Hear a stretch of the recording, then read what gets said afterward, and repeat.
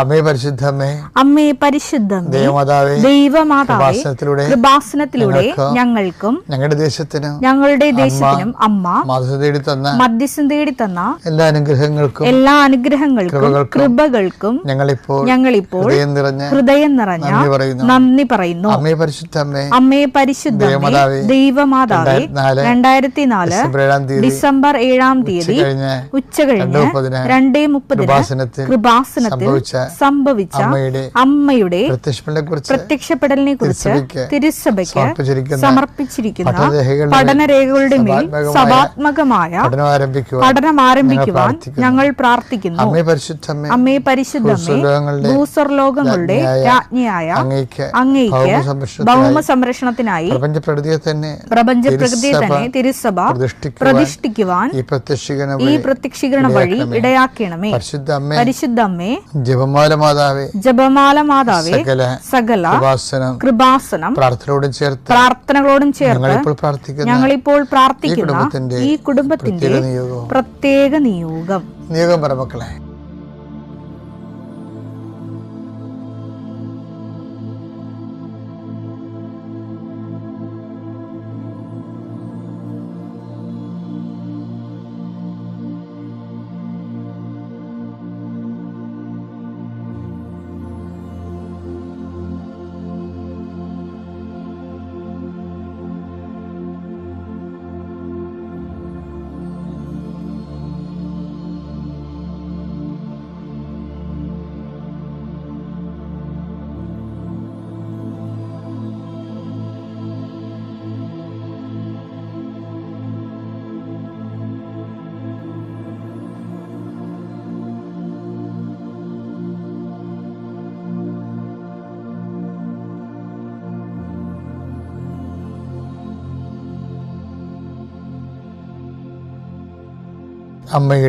അമ്മയുടെ പ്രത്യക്ഷീകരണത്തിന്റെ ഈ അനുഗ്രഹവേളയിൽ ഞങ്ങൾക്ക് സാധിച്ചു തരുവാൻ കനിയണമേ.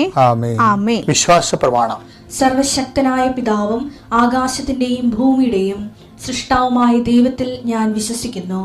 അവിടുത്തെ ഏകപുത്രനും ഞങ്ങളുടെ കർത്താവുമായ ഈശോമിശിഹായിലും ഞാൻ വിശ്വസിക്കുന്നു. ഈ പുത്രൻ പരിശുദ്ധാത്മാവിനാൽ ഗർഭസ്ഥനായി കന്യകാമറിയത്തിൽ നിന്ന് പിറന്ന് പൊന്തിയോസ് പീലാത്തോസിന്റെ കാലത്ത് പീഡകൾ സഹിച്ച് കുരിശിൽ തറയ്ക്കപ്പെട്ട് മരിച്ച് അടക്കപ്പെട്ട് പാതാളങ്ങളിൽ ഇറങ്ങി മരിച്ചവരുടെ ഇടയിൽ നിന്ന് 3-ാം നാൾ ഉയർത്ത് സ്വർഗത്തിലേക്ക് എഴുന്നള്ളി സർവശക്തിയുള്ള പിതാവായ ദൈവത്തിന്റെ വലതുഭാഗത്തിരിക്കുന്നു. അവിടെ നിന്ന് ജീവിക്കുന്നവരെയും മരിച്ചവരെയും വിധിക്കുവാൻ വരുമെന്നും ഞാൻ വിശ്വസിക്കുന്നു. പരിശുദ്ധാത്മാവിലും ഞാൻ വിശ്വസിക്കുന്നു. വിശുദ്ധ കത്തോലിക്കാ സഭയിലും പുണ്യവാന്മാരുടെ ഐക്യത്തിലും പാപങ്ങളുടെ മോചനത്തിലും ശരീരത്തിന്റെ ഉയർപ്പിലും നിത്യമായ ജീവിതത്തിലും ഞാൻ വിശ്വസിക്കുന്നു. ആമേൻ. സുഖസ്ഥനായ ഞങ്ങളുടെ പിതാവേ, അങ്ങയുടെ നാമം പൂജിതമാകണമേ. അങ്ങയുടെ രാജ്യം വരണമേ. അങ്ങയുടെ തിരുമനസ് സ്വർഗത്തിലെ പോലെ ഭൂമിയിലും ആകണമേ. അന്നു വേണ്ടുന്ന ആഹാരം ഇന്ന് ഞങ്ങൾക്ക് തരണമേ. ഞങ്ങളോട് തെറ്റ് ചെയ്യുന്നവരോട് ഞങ്ങൾ ക്ഷമിക്കുന്നത് പോലെ ഞങ്ങളുടെ തെറ്റുകൾ ഞങ്ങളോടും ക്ഷമിക്കണമേ. ഞങ്ങളെ പ്രലോഭനത്തിൽ ഉൾപ്പെടുത്തരുതേ, തിന്മയിൽ ഞങ്ങൾ രക്ഷിക്കണമേ. ആമേൻ. നന്മ നിറഞ്ഞ മറിയമേ, സ്വസ്തി. കർത്താവ് അങ്ങയുടെ കൂടെ സ്ത്രീകളിൽ അങ്ങ് അനുഗ്രഹിക്കപ്പെട്ടവളാകുന്നു. അങ്ങയുടെ ഉദരത്തിൻ ഫലമായി ഈശോ അനുഗ്രഹിക്കപ്പെട്ടവനാകുന്നു. പരിശുദ്ധ മറിയമേ, തമ്പുരാന്റെ അമ്മേ, പാപികളായ ഞങ്ങൾക്ക് വേണ്ടി ഇപ്പോഴും ഞങ്ങളുടെ മരണസമയത്തും തമ്പുരാനോട് അപേക്ഷിക്കണമേ. ആമേൻ. എൻ്റെ കർത്താവേ, നിന്റെ ഉന്നതമായ നാമത്തിന് സ്വസ്ഥം ചെയ്യുന്നു. നിന്റെ കർത്താവേ, നിന്റെ വിശുദ്ധ പൗരോഹിത്യത്തെ മഹത്വപ്പെടുത്തണമേ. കർത്താവേ, സഭയിലുള്ള സാന്നിധ്യം ദൃഢമാക്കണമേ. 39 വർഷം ഞാൻ അർപ്പിച്ച കുർബാനയുടെ യുഗതിയാൽ കൃപാസനത്താര ജീവനോടെ പ്രത്യക്ഷപ്പെട്ട പരിശുദ്ധ അമ്മയുടെ മാധ്യസ്ഥത ദൈവവേദലേ നീ അനുഗ്രഹിക്കപ്പെടട്ടെ. നിന്റെ കുടുംബം അനുഗ്രഹിക്കപ്പെടട്ടെ. നിന്റെ യാത്ര, നിന്റെ ചിന്തകൾ, നിന്റെ ആലോചനകൾ, നീ എടുക്കുന്ന തീരുമാനങ്ങൾ ദൈവവേദലേ കർത്താവ് നിന്നെ ആശീർവദിക്കട്ടെ. നീ ആരെ കോണ്ടാക്ട് ചെയ്യുന്നുവോ, ആരോട് ഫോണിൽ സംസാരിക്കുന്നുവോ, എവിടെ കൊണ്ട് നീ സഞ്ചരിക്കുന്നുവോ, എന്തിനു വേണ്ടി സഞ്ചരിക്കുന്നുവോ, നിൻ്റെ യാത്രകളെല്ലാം ലക്ഷ്യങ്ങളെല്ലാം കർത്താവ് അനുഗ്രഹിക്കട്ടെ. പഠിക്കുന്ന മക്കൾ, പഠനം നിന്നുപോയവർ, പഠിച്ച് തോറ്റുപോയവർ, പഠനം മടുത്തു പോയവർ, കർത്താവ് ഡിപ്രഷനിലേക്ക് പോയി കണ്ടിരിക്കുന്നവർ, കർത്താവിൻ്റെ ശക്തി അവരിലേക്ക് ആവശ്യിക്കട്ടെ എന്ന് പ്രാർത്ഥിക്കുന്നു. അകന്നുപോയ പിരിഞ്ഞ് ഭാര്യാഭർത്താക്കന്മാർ ഒരുമിച്ച് കൂടാൻ ആഗ്രഹിക്കുന്നവർ, അവർ കുടിച്ചും കൂടാൻ സാധിക്കുന്നവർ, കർത്താവ് വാശിയോ വൈരാഗ്യം കൊണ്ട് പരസ്പരം പറയാതെ അവരെല്ലാം ഐക്യപ്പെട്ട് ജീവിക്കാനുള്ള കർത്താവെ അവർക്കുള്ള ഒരു താഴ്മ കൊടുക്കണമെന്ന് പ്രാർത്ഥിക്കുന്നു. താഴ്ന്നു കൊടുക്കുന്നവൻ ദൈവത്തിരുസന്നിധി വിജയിച്ച് നിൽക്കുന്നു എന്നുള്ള ബോധ്യത്തിൽ കൂടുതൽ ആധ്യാത്മികമുള്ളവർ കൂടുതൽ എളിമപ്പെട്ടുകൊണ്ട് ആ വിഷയത്തിന് ദൈവമഹത്വത്തിൻ്റെ തീരുമാനമെടുക്കാൻ വേണ്ടി കർത്താവ് നിന്നെ സഹായിക്കട്ടെ എന്ന് പ്രാർത്ഥിക്കുന്നു. വിവാഹം താമസിക്കുന്നവർ ആസ്വദിക്കാൻ പ്രാർത്ഥിക്കുന്നു. വിവാഹത്തിന് വേണ്ടി കർത്താവുള്ള ചുറ്റവട്ടങ്ങൾ ഒരുക്കുന്ന സംബന്ധിച്ച് പ്രാർത്ഥിക്കുന്നു. പെൺമക്കളുടെ കല്യാണത്തിന് വേണ്ടി പണം കാണാതെ വിഷമിക്കുന്ന സംബന്ധിച്ച് പ്രാർത്ഥിക്കുന്നു. എൻ്റെ കർത്താവിന് വിരുദ്ധമായ നാമത്തിൽ, സഭയുടെ അധികാരത്തിൽ, കുരിശിൻ്റെ അടയാളത്തിൽ, ദൈവശക്തിയാൽ ഞാൻ മക്കളെ ആശീർവദിക്കുന്നു. ഇപ്പം ചില സമയത്ത് നമ്മൾക്ക് ഭക്തിയും പ്രാർത്ഥനയൊക്കെ വരുമ്പോൾ 2-3 തരം പ്രലോഭനങ്ങൾ വരും. ഒന്ന്, ദൈവത്തെ പരീക്ഷിക്കാൻ നമുക്ക് തോന്നും. ചിലപ്പോൾ ദൈവം അത് അക്സെപ്റ്റ് ചെയ്യും. പക്ഷെ അതല്ല പ്രശ്നം. ഒരടയാളം കിട്ടിയതിന് ശേഷം ഞാൻ ദൈവത്തേക്ക് വരാം എന്ന് നമ്മൾ ചിന്തിച്ചാൽ, നമ്മൾ വന്നില്ലെങ്കിലും ദൈവത്തിന് പ്രത്യേകിച്ച് നഷ്ടമൊന്നും ഇല്ല എന്നുള്ളത് നമ്മൾ മനസ്സിലാക്കണം. നമ്മൾ ദൈവത്തിനെ പരീക്ഷിക്കരുത്. ലൂക്ക 4:12 യേശു പറഞ്ഞു നിന്റെ ദൈവമായ കർത്താവിനെ പരീക്ഷിക്കരുത് എന്നും പറയപ്പെട്ടിരിക്കുന്നു. ഇപ്പം മനുഷ്യന്മാർക്കുണ്ടാകുന്ന ഒരു വിഷയമാണ് എന്താണ്? ദൈവത്തെ പരീക്ഷിക്കുക. അത് എല്ലാവരും ചെയ്യണത് എങ്ങനെയെന്നറിയാമോ? ആൾക്കാർ ഇതൊക്കെ ചെയ്യണത് ദൈവം ആദ്യം ഒരു അടയാളം തരട്ടെ എന്ന് പറയും. ദൈവം ഒരു അടയാളം ആദ്യം തരട്ടെ. അപ്പം ആൾക്കാർക്ക് അത് ലോജിക്കാക്കാൻ നോക്കും ആൾക്കാർ. ദൈവം ഒരു അടയാളം ആദ്യം തരട്ടെ, അപ്പോൾ എൻ്റെ മാർക്ക് കൂടുക നോക്കട്ടെ. മാർക്ക് കൂടും, പക്ഷേ നീ ബ്രാൻഡഡ് ആകും. അതാണ് പ്രശ്നം. ദൈവം ഒരു അടയാളം തരട്ടെ എന്ന് മനുഷ്യനെ ജനിച്ച കാലം മുതൽ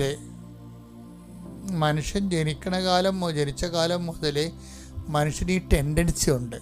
കുഞ്ഞുങ്ങളില്ല, പിന്നെ പരീക്ഷയ്ക്ക് തോറ്റു, അല്ലെങ്കിൽ ജോലിയില്ല എന്നൊക്കെ വന്നിട്ട് പ്രാർത്ഥന നോക്കിയിട്ട് നമ്മൾ അതിൻ്റെ അകത്ത് പ്രാർത്ഥനയിൽ ഇങ്ങനെ ഈ ആൾക്കാർ രൂപക്കൂട് എടുക്കത്തില്ലേ? ഞങ്ങളുടെയൊക്കെ പള്ളിയിലൊക്കെ ഇരിക്കുമ്പോൾ ഈ പെരുന്നാളിനൊക്കെ ആൾക്കാർ രൂപക്കൂട് എടുക്കും. അപ്പോൾ ഞാനിങ്ങനെ കാപ്പിയൊക്കെ ഇട്ട് രാജാവിനെ പോലെ രൂപക്കൂടിൻ്റെ പുറകെ നിൽക്കുമ്പോൾ ഈ രൂപക്കൂടെ ഇങ്ങനെ രൂപ എഴുന്നള്ളിപ്പേണ്ട സമയത്ത് കുറേ മനുഷ്യരുണ്ടല്ലോ. രൂപ എഴുന്നള്ളിച്ചുകൊണ്ട് പോകുമ്പോൾ സമയത്ത് ഈ രൂപക്കൂട് താങ്ങിപ്പിടിക്കാൻ കുറേ ആൾക്കാരല്ലേ. അപ്പം നമുക്കവരെ കാണുമ്പോൾ സത്യം പറഞ്ഞാൽ ചിരി വരും. എന്ന് വെച്ച് കഴിഞ്ഞാൽ ഈ രൂപക്കൂടി ഇരിക്കണ മിക്കവാറും 5-8 പേരുടെ തോളയിലായിരിക്കും. മറ്റണ്ണന്മാരൊക്കെ വെറുതെ പിടിക്ക് ഈ ഒട്ടിച്ച് വെച്ചിരിക്കണ പോലെ, കൈ ഒട്ടിച്ച് വെച്ചിരിക്കണ പോലെ. അവന്മാരും തൊടത്തില്ല. നേർച്ചോട്ടെന്ന് പറഞ്ഞ് കയറി പിടിച്ച് തൂങ്ങിക്കിടക്കിണ്ണി അവന്മാരെ കൂടി നമ്മൾ തൂക്കി ഈ പാവപ്പെട്ടവൻ കൊണ്ടുപോകേണ്ടി വരും. ഈ ദൈവത്തിൻ്റെ അടുത്ത് കൈ കൊടുത്ത് നിൽക്കണ കുറേ ആൾക്കാരുണ്ട്. കൈ കൊടുത്ത് നിൽക്കും. അവന്മാർ വിശ്വാസപൂർവ്വം എടുക്കത്തില്ല. ഒരു കൈ കൊടുത്തിട്ടേക്ക്, നടക്കട്ടെ, ഒക്കട്ടെ. ഞാൻ പിടിച്ചെന്നായി, തൊട്ടെന്നായി, കാവ്യെന്നായി പേരുണ്ട്, രൂപക്കൂട് കാവ്യെന്ന് പേരുണ്ട്. പക്ഷെ ഒരു കുഞ്ഞാൻ വിരലിൽ പോലും ഒരു ഭാരം എടുക്കത്തില്ല. എഴുന്നള്ളത്തിന് നടക്കുന്ന സംഭവമാണ്. രൂപക്കൂട് കാവ്യൻ നേർച്ച ഉണ്ടെന്ന് ഞാൻ മാറി നിൽക്കണത്. അത് അവളില്ലല്ലോ എന്ന് പറഞ്ഞു കഴിഞ്ഞാൽ അയാൾ എനിക്ക് നേർച്ചയാണെന്ന് പറയും. എന്നും നേർച്ചയെന്ന് പറഞ്ഞാൽ പിടിച്ചോണ്ടിരിക്കുന്നത് കാവത്തില്ല, തൊട്ട് വെക്കും. രൂപക്കൂടെ തൊടി, മറ്റുള്ളവർ കാവിക്കൊണ്ട് പോകുമ്പോൾ തൊടും. പലരുടെയും പത്തി ടൈപ്പാണ്. എന്ന് വെച്ച് കഴിഞ്ഞാൽ കൈ കൊടുത്ത് വെക്കും. ഇത് ദൈവത്തെ ഈ കൈകൊടുപ്പ് എന്ന് പറയണത് ഈ ആധ്യാത്മിക ജീവിതത്തിൽ ഒരു 50-40% ആൾക്കാർ ചെയ്യുന്നൊരു പരിപാടിയാണ്. പ്രാർത്ഥിക്കും, ഒരു കൈ കൊടുത്തിട്ടേക്കും. ഏറ്റവും വലിയ അപകടകാരികൾ ആരാണെന്നറിയാമോ? അപകടകാരികളെന്ന് പറയണത് ദൈവം ഈ വിഷയം എടുക്കുവേ, ജോലി കിട്ടുവേ, കടങ്ങളൊക്കെ മാറും. 5-6 മാസം കഴിയുമ്പോൾ പറയുവേ, അല്ലെങ്കിലും എനിക്ക് ജോലി കിട്ടിയേനും അത്. ഞാൻ റാങ്കുകാരൻ്റെ 3ാം റാങ്കുകാരൻ്റെ താഴെയായിരുന്നു എൻ്റെ പേര്, അല്ലെങ്കിൽ എനിക്ക് ജോലി കിട്ടിയേനും. അതെന്ന് വെച്ചാൽ അനുഗ്രഹം കിട്ടി 6 മാസം കഴിയുമ്പോൾ ഇവർ തനി നിറം പുറത്ത് വരും. അനുഗ്രഹം കിട്ടി 6 മാസം കഴിയുമ്പോൾ പറയും, അല്ലെങ്കിൽ എനിക്ക് ആ ജോലി കിട്ടിയേനും, അല്ലെങ്കിൽ ഞാൻ ജയിച്ചേനോ, അല്ലെങ്കിൽ വീട് വെച്ചേനോ, അല്ലെങ്കിൽ കല്യാണം കഴിച്ചേനോ, അല്ലെങ്കിൽ മക്കളുണ്ടായേനോ. ദൈവത്തെ വെറുതെ ഞൊട്ടിച്ച് കളയും. അതാണ് കൈകൊടുപ്പ് വിശ്വാസികൾ. പ്രാർത്ഥിച്ച് കഴിഞ്ഞ് നേടിക്കഴിയുമ്പോൾ 6 മാസം കഴിയുമ്പോൾ ലക്ഷണം മാറും. ഇങ്ങനെ കുറേ മനുഷ്യരുണ്ട്. ആധ്യാത്മികമായിട്ട് വളരാത്തതല്ലതേ, അത് നമ്മൾ തന്നെ നമ്മളെ വളർത്തത്തില്ല. അതാണ് നമ്മളെ വളർത്തത്തില്ല. നമ്മൾ തന്നെ പറയണത് ആരാണ്? നമ്മളിൽ എപ്പോഴും ഈ ജോബിനെ പ്രലോഭിപ്പിച്ച സാത്താനും യേശുവിനെ പ്രലോഭിപ്പിച്ച സാത്താനും ഒക്കെ നമ്മളിൽ തന്നെ ഉണ്ട്. നമ്മൾ ഈ ജോബും യേശുവും ഈ തങ്ങളിൽ തന്നെ പ്രവർത്തിച്ച് തിന്മയുടെ ശക്തിക്ക് അതിജീവിച്ച. അപ്പോൾ യേശുവിൻ്റെ ഉള്ളിൽ തിന്മയുടെ ശക്തി ഉണ്ടെന്നല്ല, ഈ മാനുഷിക അവസ്ഥയിൽ മനുഷ്യാത്മാവെന്നും പറഞ്ഞ സാധനമില്ല, ലോകാത്മാവ് എന്ന് പറഞ്ഞ സാധനം. ഈ ലോകാത്മാവ്, ഈ ശരീരം ഉണ്ടെങ്കിൽ ആ സാധനം ഉണ്ടാവും, ലോകാത്മാവ് ഉണ്ടാവും. അപ്പോൾ ദുഷ്ടാത്മാവ് ഉണ്ടാവും, ലോകാത്മാവ്, ദൈവാത്മാവ്. അപ്പോൾ ഈ ശരീരത്തിന് എന്ന് പറയുമ്പോൾ അതിൻ്റെ കഴിവുകളുണ്ട്, അതുപോലെ തന്നെ അതിൻ്റേതായിട്ടുള്ള ഒരു മെറിറ്റ്സൊക്കെ ഒത്തിരി ഉണ്ട്. അപ്പം നമ്മൾ ഈ മെറിറ്റ്സിനെ ചില സമയത്ത് അത് അങ്ങനെ എപ്പോഴായാലും നമുക്കത് കിട്ടുമായിരുന്നു. അത് പ്രാർത്ഥിച്ചില്ലേനും കിട്ടിയേനോ എന്നുള്ള ഒരു ഐഡിയ കുറേ കാലം കഴിയുമ്പോൾ നിന്നെ ശക്തിപ്പെട്ടു വരും. പക്ഷേ പ്രോബ്ലം എന്ന് വെച്ച് കഴിഞ്ഞാൽ, ഒരു പ്രോബ്ലം ഉണ്ട് ഇതിൻ്റെ അകത്ത്. നീ ഇങ്ങനെ ഒരാളാണെന്നുള്ള ദൈവത്തിന് നേരത്തെ അറിയാം. അതാണൊരു പ്രശ്നം. ദൈവത്തിന് നേരത്തെ അറിയാം. നമ്മൾ ദൈവത്തോട് ഇടപെടുമ്പോൾ നേരത്തെ ദൈവത്തിൻ്റെ കയ്യിൽ നമ്മുടെ സ്കാനിങ് റിപ്പോർട്ട് ഉണ്ടെന്നുള്ളത് ഓർത്ത് വേണം നമ്മൾ ഇടപെടാൻ. ഇപ്പോൾ നമ്മളൊക്കെ ഉള്ളൊരു കുഴപ്പം എന്ന് വെച്ചാൽ, ദൈവവും നമ്മൾ തമ്മിലുള്ളൊരു വിഷയം എന്ന് പറയുന്നത്, ഇപ്പോൾ മെഡിക്കൽ സയൻസിൽ നമ്മൾക്ക് ഇന്ന് പോയാൽ ഇന്നത്തെ ഒരു നമ്മുടെ ബോഡിയുടെ സ്കാനിങ് റിപ്പോർട്ട് ഇന്നത്തെ നമുക്ക് കിട്ടും. പക്ഷേ 10 കൊല്ലം കഴിഞ്ഞുള്ള നമ്മുടെ ബോഡിയുടെ സ്കാനിങ് റിപ്പോർട്ട് നമുക്ക് ഇന്ന് കിട്ടത്തില്ല. ദൈവത്തിൻ്റെ കയ്യിൽ ആ സാധനമുണ്ട്. അതാണ് കുഴപ്പം. അതൊരു വല്ലാത്ത കുഴപ്പമാണ്. 10 കൊല്ലം കഴിയുമ്പോൾ നീ എങ്ങനെ ദൈവത്തോട് പെരുമാറുമെന്നുള്ളതിനെക്കുറിച്ച് അസസ്മെൻ്റ് ഉണ്ട്. എനിക്ക് ബൈബിൾ ഇഷ്ടപ്പെടുന്ന സംഭവം തരാം. ഞാൻ ഇതൊക്കെ നിങ്ങൾ പറയാൻ തരാണെന്നറിയാവോ? ഈ മനുഷ്യന്മാരുടെ ഇടപെടണ പോലെ ദൈവത്തോട് ഇടപെടാതിരിക്കാൻ വേണ്ടിയാണ്. ചെന്ന് പണിമടിക്കേണ്ട വല്ല ആവശ്യമുണ്ട്? ആൾക്കാർക്ക് ഒരു ഹ്രസ്വദൃഷ്ടിയാണ്. എന്നുവെച്ചാൽ മനുഷ്യന്മാരുടെ ഇടപെടണ പോലെ ദൈവത്തോട് പോയി ഇടപെടും. ദൈവം ഇതെല്ലാം ഹരിച്ചും കുടിച്ചും ഒക്കെ ഒറ്റ ഗ്ലാൻസിൽ മൊത്തം റിസൾട്ട് വന്നിരിക്കണമല്ലേ. 10 ദിവസത്തോട് ചോദിക്കത്തില്ലേ കർത്താവ്, ശെബയോനെ, ആരാണ് ശെബയോന് നികുതി കൊടുക്കുന്നത്? മക്കളാണോ അടിമകളാണോ? അപ്പോൾ ശെമയോൻ പറയും, അടിമകളല്ലേ കപ്പം കൊടുക്കണത്. അപ്പോൾ ഈശോയ്ക്കും അപ്പോൾ മക്കൾ ഓക്കെ അല്ലേ, ഫ്രീ അല്ലേ? അപ്പോൾ ശെമയോൻ പറയാം, മക്കൾ ഫ്രീ ആണ്. പക്ഷെ അങ്ങനെ ഫ്രീ ആകണ്ടേ, മര്യാദക്ക് പോയി കഷ്ടപ്പെട്ട് ഒരു ചൂണ്ടയിട്ട് ഒരു മത്സ്യം പിടിക്കണം. അതിൻ്റെ ഉള്ളിൽ വാവിളിച്ച് നോക്കുമ്പോൾ സ്ഥാദ്യം ഒരു സ്വർണ്ണനാണയം കാണും. അതെടുത്തിട്ട് എനിക്കും നിനക്കും വേണ്ടി കൊണ്ട് നീതി കൊടുക്കാൻ പറയും. മറ്റുള്ളവർക്ക് ഉതപ്പുണ്ടാക്കേണ്ടതെന്ന് പറയും. അപ്പം മറ്റുള്ളവർക്ക് നമുക്ക് ന്യായമായി കിട്ടാവുന്ന ആനുകൂല്യത്തിന് പോലും മറ്റുള്ളവർക്ക് ഉതപ്പുണ്ടാകാതിരിക്കാൻ വേണ്ടി ഈശോ ആ ആനുകൂല്യം സ്വീകരിക്കാതിരിക്കണമെന്നൊരു നിലപാടുണ്ട്. അതൊരു വല്ലാത്ത നിലപാടാണ്. മത്തായി 17:27 എങ്കിലും അവർക്ക് ഇടർച്ചയുണ്ടാകാതിരിക്കാൻ നീ കടലിൽ പോയി ചൂണ്ടയിടുക. ആദ്യം ലഭിക്കുന്ന മത്സ്യത്തിന്റെ വായ് തുറക്കുമ്പോൾ ഒരു നാണയം കണ്ടെത്തും. അതെടുത്ത് എനിക്കും നിനക്കും വേണ്ടി അവർക്ക് കൊടുക്കുക. ഇതിനകത്ത് വലിയ വിഷയം എന്ന് പറഞ്ഞാല് ഈ വരാൻ പോകുന്ന കാര്യങ്ങളെ കുറിച്ച് ദൈവം സോ കോൺഷ്യസ് ആണ്. അതാണ് ഈശോ പറയണത്, വരാൻ പോകുന്ന കാര്യങ്ങൾ അവൻ നിന്നോട് പറയും. യോഹന്നാൻ 16:14. അവൻ സ്വമേധയാ ആയിരിക്കില്ല സംസാരിച്ചത്. അവൻ കേൾക്കുന്നത് മാത്രം സംസാരിക്കും. വരാനിരിക്കുന്ന കാര്യങ്ങൾ അവൻ നിങ്ങളെ അറിയിക്കും. അവൻ എനിക്കുള്ളവയിൽ നിന്ന് സ്വീകരിച്ച്. ഇത് ഒരു ഡേഞ്ചറസ് സോണാണ് ശരിക്കും. വരാനിരിക്കുന്ന കാര്യങ്ങൾ അവൻ നിന്നെ അറിയിക്കും. അപ്പം നമ്മളവർക്ക് നല്ല കാര്യമല്ലേ, വരാനുള്ള കാര്യം നമുക്ക് അറിയാവില്ല. അതല്ല പ്രശ്നം.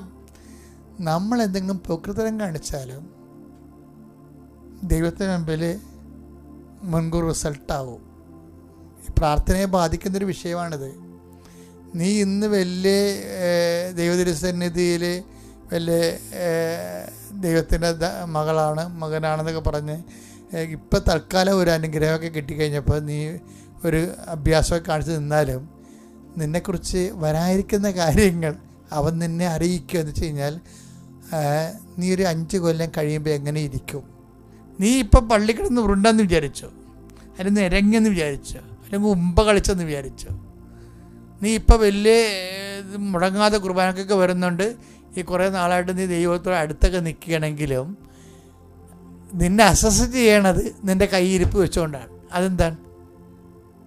അതിനേതാണ് 16 16 ഇത് DTP ചെയ്ത് വേണമെങ്കിൽ അടുക്കള ഒട്ടിച്ചു വെച്ചോ. എന്താ സംഭവം? ഇത് നമ്മുടെ തലവിധിയാണ് ഈ സംഭവം. എന്താണ്? വരാനിരിക്കുന്ന കാര്യങ്ങൾ അവൻ നിന്നോട് പറയും.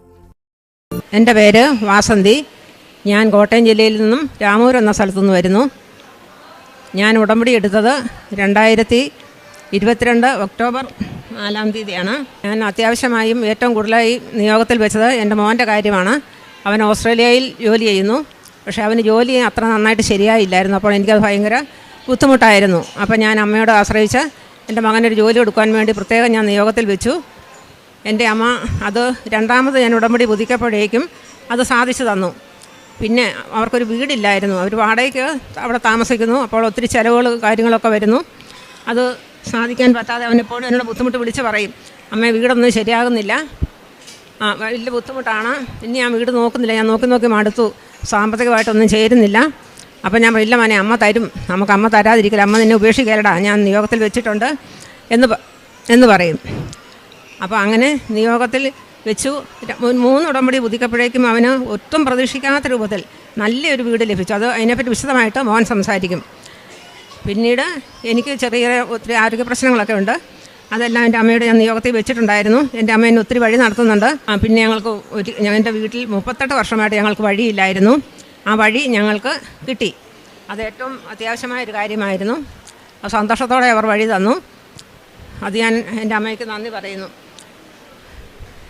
പിന്നീട് എനിക്ക് ഒത്തിരി പറയുവാൻ, നല്ലൊരു കുടുംബജീവിതം, നല്ല സമാധാനമായ എൻ്റെ മക്കളുടെ ജീവിതത്തിലെല്ലാം എനിക്കുണ്ടായി. അതൊക്കെ ഒത്തിരി നന്ദിയോട് പറയുന്നു. പിന്നെ എൻ്റെ പ്രേക്ഷിത പ്രവർത്തനം എന്ന് പറയുമ്പോൾ ഞാൻ പത്രമെല്ലാം കൃത്യമായും കൊടുക്കുന്നുണ്ട്. പിന്നെ കാരുണ്യ പ്രവർത്തികൾ എന്ന് പറഞ്ഞാൽ എനിക്ക് ആരോഗ്യപരമായിട്ട് പറ്റുന്നത് പോലെ, എന്നെക്കൊണ്ട് പറ്റുന്നത് പോലെ ഞാൻ എല്ലാവരും സഹായിക്കും. സാമ്പത്തികമായിട്ടും വാക്കാലും പ്രവർത്തിയാലും എല്ലാ തരത്തിലും ഞാൻ എല്ലാവരും സഹായിക്കുന്നു. ഇത്രയൊക്കെ എനിക്ക് എൻ്റെ അമ്മയുടെ ഇതിൽ പറയുവാൻ എനിക്കുള്ളൂ. ഉള്ള കാര്യം എൻ്റെ അമ്മയുടെ മുമ്പിൽ പറയുവാൻ വേണ്ടിയാണ് ഞാൻ ഒത്തിരിയായിട്ട്, മോൻ വരാത്തതുകൊണ്ട് എന്നെക്കൊണ്ട് പറയിപ്പിച്ചില്ലായിരുന്നു. അപ്പോൾ അതുകൊണ്ട് ഞാൻ അല്പം താമസിച്ചു പോയി. പരിശുദ്ധ അമ്മയ്ക്കും തിരുക്കുമാരനും ഒത്തിരി നന്ദി. എനിക്ക് വേണ്ടിയിട്ട് എൻ്റെ അമ്മ പറഞ്ഞു. അതിൻ്റെ 1-2 കാര്യങ്ങളും കൂടെ പറയാനുള്ളതെന്ന് പറഞ്ഞു കഴിഞ്ഞാൽ, ഞങ്ങൾ 2020 ആദ്യം ഓസ്ട്രേലിയയിലേക്ക് മൂവ് ചെയ്തു. അതിനു മുമ്പ് അയർലൻഡിലും കുറച്ചു കാലം ദുബായിലും ഒക്കെ ആയിരുന്നു. അപ്പം ഞങ്ങളുടെ ആഗ്രഹം നാട്ടിൽ വന്ന് ജീവിക്കുക എന്നുള്ളതായിരുന്നു. അപ്പോൾ ഇവിടെ 2-3 ചെറിയ സ്ഥലങ്ങളൊക്കെ മേടിച്ചിട്ടിരുന്നു. അപ്പോൾ ഓസ്ട്രേലിയക്ക് കോവിഡ് തുടങ്ങുന്ന സമയത്ത് ഓസ്ട്രേലിയക്ക് 2009 മുതൽ ഒരു 5-6 ചാൻസ്, എൻ്റെ വൈഫ് നേഴ്സാണ്, ഞാൻ എഞ്ചിനീയറിങ് കഴിഞ്ഞ എഞ്ചിനീയറാണ്, അപ്പോൾ കിട്ടിയിട്ട് ഞങ്ങൾ വേണ്ട എന്ന് വെച്ചിരുന്നു. കാരണം ഞങ്ങൾക്ക് അങ്ങനെ ഓടി നടക്കാനൊരു ആഗ്രഹം ഇല്ലായിരുന്നു. പക്ഷേ കോവിഡിൻ്റെ തൊട്ട് മുൻപായിട്ട് 1 വർഷത്തോളം നാട്ടിൽ വന്ന് നിൽക്കേണ്ട ഒരു ആവശ്യം വന്നായിരുന്നു. അപ്പോൾ നാട്ടിൽ നിൽക്കുക അത്ര സുഖകരമല്ല എന്ന് മനസ്സിലായതുകൊണ്ട് വീണ്ടും ഓസ്ട്രേലിയക്ക് ട്രൈ ചെയ്തു. പെട്ടെന്ന് തന്നെ സിഡ്നി കിട്ടി. ഞങ്ങൾ അങ്ങോട്ട് മൂവ് ചെയ്തു. സിഡ്നിയിൽ എത്തിക്കഴിഞ്ഞപ്പം എനിക്ക് ജോലി തടസ്സം, ഒരു 12 വർഷമായിട്ട് ജോലി തടസ്സം ഉണ്ടായിരുന്നു. ഞാൻ വിപ്രോയിലായിരുന്നു എഞ്ചിനീയറായിട്ട് ജോലി ചെയ്തുകൊണ്ടിരുന്നത്. അതിനുശേഷം അതിൻ്റെ പുറകിൽ കുറച്ച് കാരണങ്ങളൊക്കെ ഉണ്ടായിരുന്നു. ഇനി ജോലി തടസ്സങ്ങളുണ്ടായിരുന്നു. അപ്പോൾ ഓസ്ട്രേലിയയിൽ ചെന്ന് ഞങ്ങൾ ആദ്യം റെൻറ്റിന് വീടെടുത്തു. അവിടെ ഏതാണ്ട് 1.5 വർഷമായപ്പോൾ അവിടുത്തെ ഹൗസിങ് മാനേജ്മെൻറ്റുമായിട്ട്, വീടിൻ്റെ മേൽനോട്ടം വഹിക്കുന്ന മാനേജ്മെൻറ്റുമായിട്ട് ഒരു കോൺഫ്ലിക്റ്റ്, ഒരു തർക്കമുണ്ടായി. അവരുടെ വീട് പ്രോപ്പറായിട്ടൊരു മെയിൻ്റനൻസ് ചെയ്യാത്ത അവസ്ഥയിൽ ഞാൻ അവരോട് 1-2 തവണ ദേഷ്യപ്പെടുകയും മെയിൽ അയക്കുകയൊക്കെ ചെയ്യേണ്ടി വന്നു. അപ്പോൾ എനിക്ക് ഒരു കാര്യം മനസ്സിലായി, അടുത്ത തവണ വീട് പുതുക്കി അവർ തരികയില്ല. അപ്പോൾ ഞാനത് അമ്മയോട് പറഞ്ഞിരുന്നു. വീട് നോക്കുമ്പോൾ ഞാൻ ക്യൂൻസ്ലാൻഡിൽ ബ്രിസ്ബൻ അടുത്ത് ഗോൾഡ് കോസ്റ്റ് എന്ന് പറയുന്ന സ്ഥലത്താണ്. വീട് വാടകയ്ക്ക് കിട്ടാൻ, വീട് വാങ്ങുവാനൊക്കെ ഒത്തിരി പ്രയാസമുള്ള ഒരു പ്രദേശമാണ്, ഒരു ടൂറിസ്റ്റ് കേന്ദ്രമാണ്. എൻ്റെ ഒരു സുഹൃത്തിന് വേണ്ടിയിട്ട് ഒരിക്കൽ വീട് നോക്കുമ്പോൾ 60 ഫാമിലീസ് വീടിന് വേണ്ടിയിട്ട് ക്യൂ നിൽക്കുവാണ്, വാടകയ്ക്ക് ഒരു വീടിന് വേണ്ടിയിട്ട്. അപ്പോൾ വാടകയ്ക്ക് കിട്ടാൻ പാടാണ്. വീട് വാങ്ങണമെങ്കിൽ കോവിഡിന് ശേഷം അവിടെ ഇരട്ടിയോളം വിലയിലേക്ക് പോയിരുന്നു. അപ്പോൾ ഞാൻ പ്രോപ്പറായിട്ട് വർക്ക് ചെയ്യുന്നില്ല. അപ്പോൾ അങ്ങനെയുള്ള സമയത്ത് നമുക്ക് മോർഗേജ് കിട്ടുവാൻ പ്രയാസം. എൻ്റെ വിചാരം വൈഫിൻ്റെ സാലറിയിൽ എനിക്ക് ക്യാഷ്വലായിട്ട് ഞാൻ ജോലി ചെയ്യുന്നുണ്ടായിരുന്നു. പക്ഷേ ബാങ്കുകാർക്ക് നമുക്ക് പ്രോപ്പർ ഒരു ജോലി ചെയ്യുന്നുണ്ട് എന്നുള്ളതിൻ്റെ പ്രൂഫ് ഉണ്ടെങ്കിൽ മാത്രമേ ലോണിലേക്ക് അവർ നമ്മളെ അടുപ്പിക്കുകയുള്ളൂ. അപ്പോൾ ഞാൻ അങ്ങനെ ഇരിക്കുമ്പോൾ എനിക്ക് ജോലിയില്ല. എനിക്ക് എൻജിനീയറിംഗ് വിട്ട് മറ്റുള്ള ജോലി ചെയ്യാൻ എനിക്ക് മാനസികമായിട്ട് ഇഷ്ടമില്ലായിരുന്നു. അപ്പോൾ ഞാൻ അങ്ങനെയൊന്നും നോക്കിയില്ല. പക്ഷേ അമ്മയോട് ഈ കാര്യം പറഞ്ഞപ്പോൾ അമ്മ ഇത് ഉടമ്പടിയിൽ നിയോഗം വെച്ചു. ഞാനത് അറിഞ്ഞില്ല. അപ്പോൾ അമ്മ എന്നോട് പറയുന്നുണ്ട്, മാതാവ് ശരിയാക്കി തരും എന്നൊക്കെ പറയുന്നുണ്ട്. ഞാൻ മാതാവിൽ ഒത്തിരി വിശ്വസിക്കുന്ന ആളാണ്. എങ്കിൽ പോലും ഞാൻ നോക്കുമ്പോൾ എൻ്റെ ചിന്തയിൽ ഞാൻ ഒന്നും കാണുന്നില്ല. യെശയ്യാ 55:8 എൻ്റെ ചിന്തകൾ നിങ്ങളുടേതുപോലെയല്ല, ആകാശം ഭൂമിയേക്കാൾ ഉയർന്നു നിൽക്കുന്നു എന്ന് വചനം പറയുന്നുണ്ട്.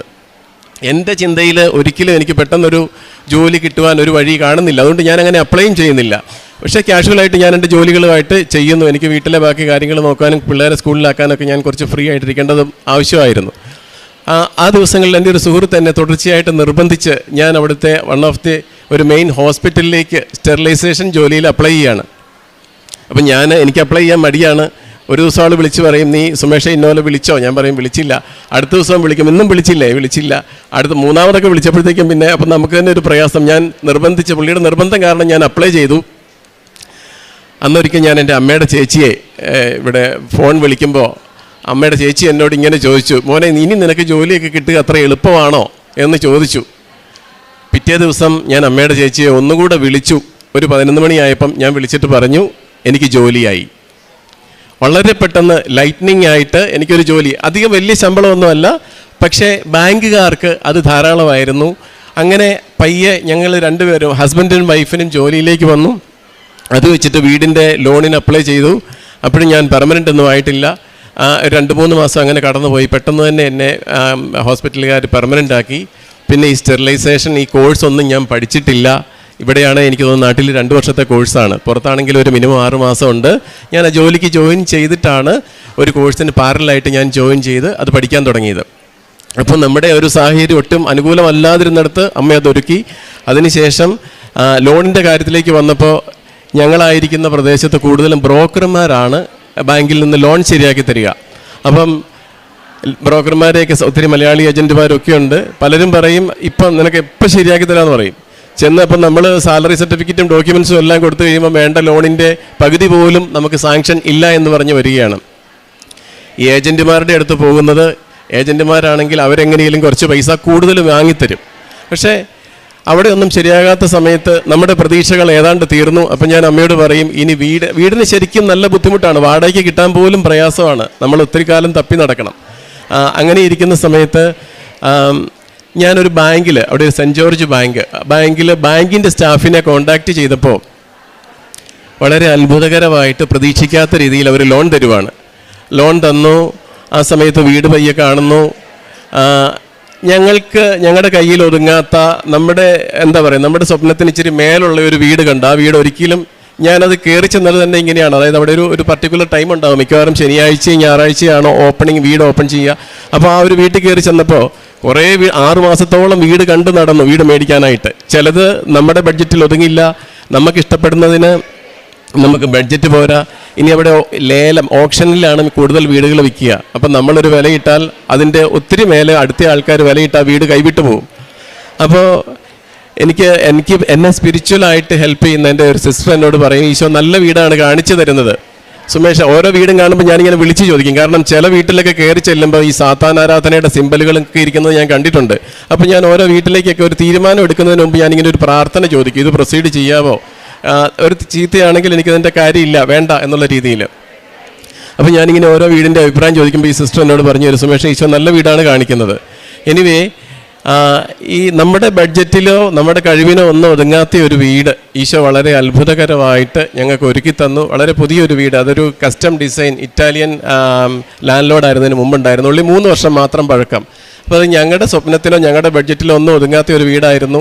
അപ്പോൾ ഈ ജോലി തന്ന് പയ്യെ എന്നെ അമ്മ കൂട്ടിക്കൊണ്ട് പോകുന്നത് എനിക്ക് ഇപ്പം നോക്കുമ്പോൾ വളരെ വ്യക്തമായിട്ട് തിരിച്ചറിയാൻ പറ്റുന്നുണ്ട്. ഞങ്ങളുടെ കുടുംബ ജീവിതത്തിലുമൊക്കെ അതിശക്തമായിട്ട് ഇടപെട്ട് ഞങ്ങളെ താങ്ങി നിർത്തി. 2020 ആദ്യം കോവിഡിൽ എയർപോർട്ട് അടയ്ക്കുന്നതിന് ഒരാഴ്ച മുമ്പാണ് ഞാൻ കയറിപ്പോയത്. ഇപ്പോൾ ഈ 2 ആഴ്ച മുമ്പ് മാത്രമാണ് എൻ്റെ ജീവിതത്തിൽ ആദ്യമായിട്ട്. ഞാൻ വളരെ ഹോം സിക്ക് ആയിട്ടുള്ള ആളാണ്. എനിക്ക് വീട്ടിൽ നിന്ന് മാറി നിൽക്കുക എന്ന് പറഞ്ഞ് ഭയങ്കര ബുദ്ധിമുട്ടാണ്. വിപ്രോയിലൊക്കെ ബാംഗ്ലൂർ ജോലി ചെയ്യുമ്പം ഒരു പകൽ തങ്ങുവാൻ വേണ്ടിയിട്ട് മാത്രം ഞാൻ വീട്ടിൽ വന്ന് പോയിട്ടുണ്ട്. അപ്പോൾ അങ്ങനെയുള്ള ഞാൻ ഒരു വീടൊക്കെ വാങ്ങിയിട്ട് വരാം എന്ന് കരുതി രണ്ടും കൽപ്പിച്ച് കുറച്ചങ്ങ് എക്സ്റ്റെൻഡ് ചെയ്തത് പയ്യെ അങ്ങ് നീണ്ടുപോയി. ഇങ്ങനെ കുറച്ച് കാലത്തിന് ശേഷമാണ് വരുന്നത്. അതുകൊണ്ട് സാക്ഷ്യം പറയാൻ കുറേ താമസിച്ചു. 2 മക്കളാണ്, മക്കൾ വന്നിട്ടുണ്ട്. ജീവിത പങ്കാളിക്ക് വരാൻ പറ്റിയില്ല. പരിശുദ്ധ അമ്മ, അവിടുത്തെ തിരുക്കുമാരൻ ഞങ്ങളുടെ ജീവിതത്തിൽ ചൊരിഞ്ഞുകൊണ്ടിരിക്കുന്ന എല്ലാ അനുഗ്രഹങ്ങൾക്കും ഒത്തിരി നന്ദി പറയുന്നു. എൻ്റെ പേര് ആൻസി ആന്റണി. ഞാൻ ഇടുക്കി ജില്ലയിലെ അടിമാലിയിൽ നിന്ന് വരുന്നു. ഈ പരിശുദ്ധമായ അൾത്താരയിൽ അമ്മയുടെ സാന്നിധ്യം നിറഞ്ഞിരിക്കുന്ന ഈ അൾത്താരയിൽ കയറി നിന്ന് സാക്ഷ്യം പറയുന്നത് ഇത് 2ാമത്തെ തവണയാണ്. അതിൽ എൻ്റെ പരിശുദ്ധ അമ്മയോടും ഈശോയോടും ഒത്തിരി നന്ദി പറയുന്നു. ഒത്തിരി സന്തോഷത്തോടു കൂടിയാണ് ഞാൻ നിൽക്കുന്ന അമ്മയുടെ അടുത്ത് സന്നിധിയിൽ. 2022 ഒക്ടോബർ 10 ഞാനിവിടെ ഉടമ്പടി ആദ്യമായി എടുത്തത്. ഒക്ടോബർ 26 ഉടമ്പടി എടുക്കാനുണ്ടായ കാരണങ്ങൾ, 2015 ഞങ്ങളൊരു വീട് പണിതു. 15 വീട് പണിതപ്പം അന്ന് ഞങ്ങളുടെ കയ്യിൽ വലിയ സാമ്പത്തികമൊന്നും ഇല്ലായിരുന്നു. പലരോടും കടം മേടിച്ചിട്ടൊക്കെയാണ് അന്ന് വീട് പണി തുടങ്ങിയത്.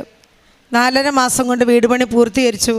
നല്ലൊരു വീട് ഞങ്ങൾ പണിതു കഴിഞ്ഞപ്പോഴത്തേക്കും 10-22 ലക്ഷം രൂപ കടമായി.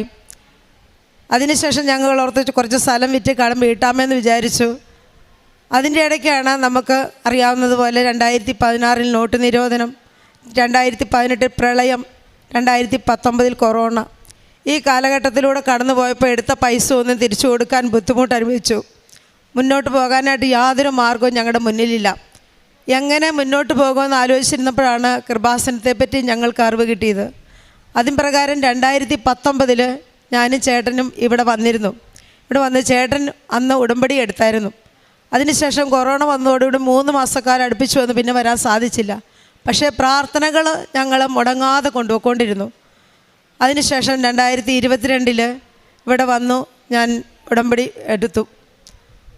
അതിനുശേഷം 10 വർഷമായിട്ട് പട്ടയം ഞങ്ങളുടെ ബാങ്കിലിരിക്കുമായിരുന്നു. ഓരോ മാർച്ച് മാസവും അല്ലെ ഡിസംബർ മാസവും ഒക്കെ ആകുമ്പോൾ കടക്കാർക്കറിയാം നമ്മുടെ വീട്ടിൽ ജപ്തി കടലാസ് അല്ലെങ്കിൽ ബാങ്കുകാരുടെ വിളി വരുന്ന സമയമാണ്. നമ്മളിങ്ങനെ പേടിച്ചിരിക്കും.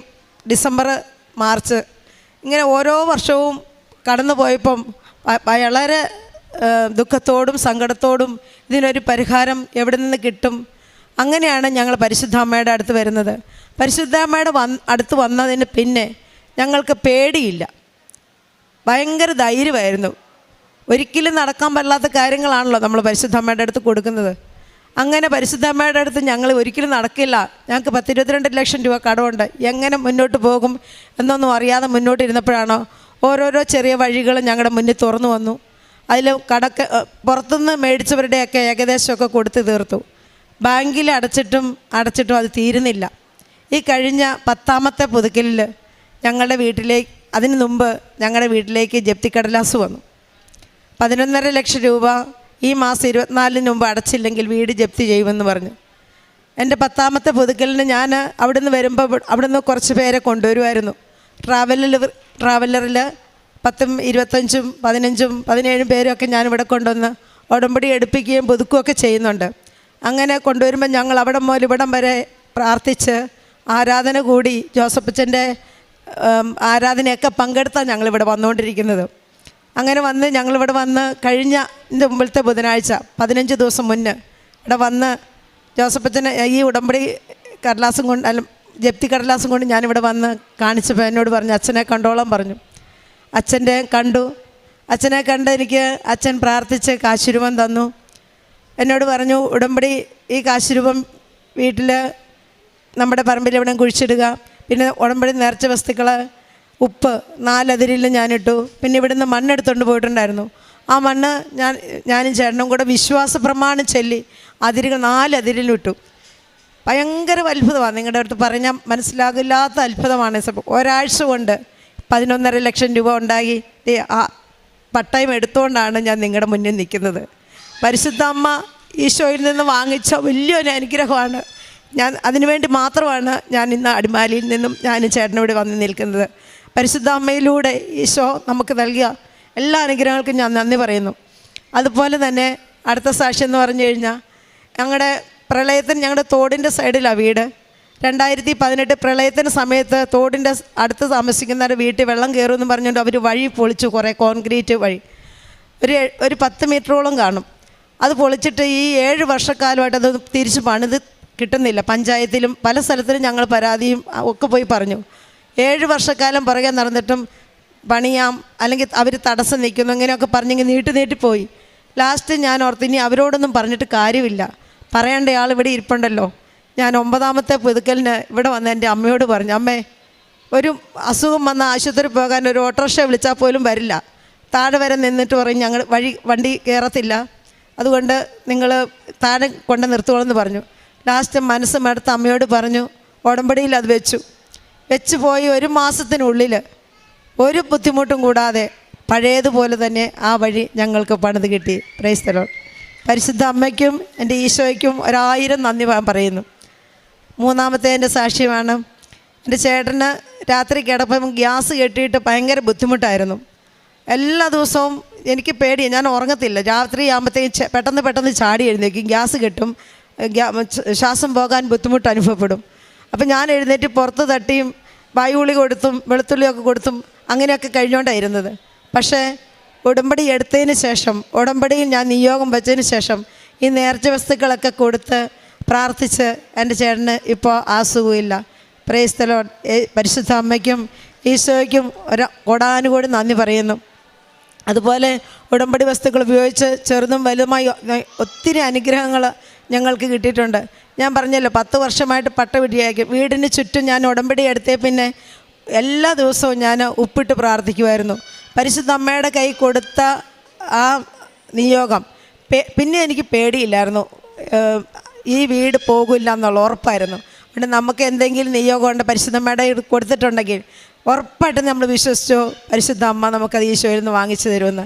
പിന്നെ എൻ്റെ കാരുണ്യ പ്രവർത്തികൾ എന്ന് പറയുന്നത്, ഞാൻ ഈ മരുന്ന് മേടിക്കാനും അതുപോലെ തന്നെ രോഗികളായിട്ടുള്ള ആൾക്കാരൊക്കെ ഈ ബുദ്ധിമുട്ട് അനുഭവപ്പെടുന്ന അവസരങ്ങളിൽ ഞാൻ അവരെ പോയി കാണുകയും അവർക്ക് ആവശ്യമായ സാമ്പത്തിക സഹായം എന്നെക്കൊണ്ട് പറ്റുന്ന വിധത്തിൽ ഞാൻ കൊടുക്കും. അതുപോലെ തന്നെ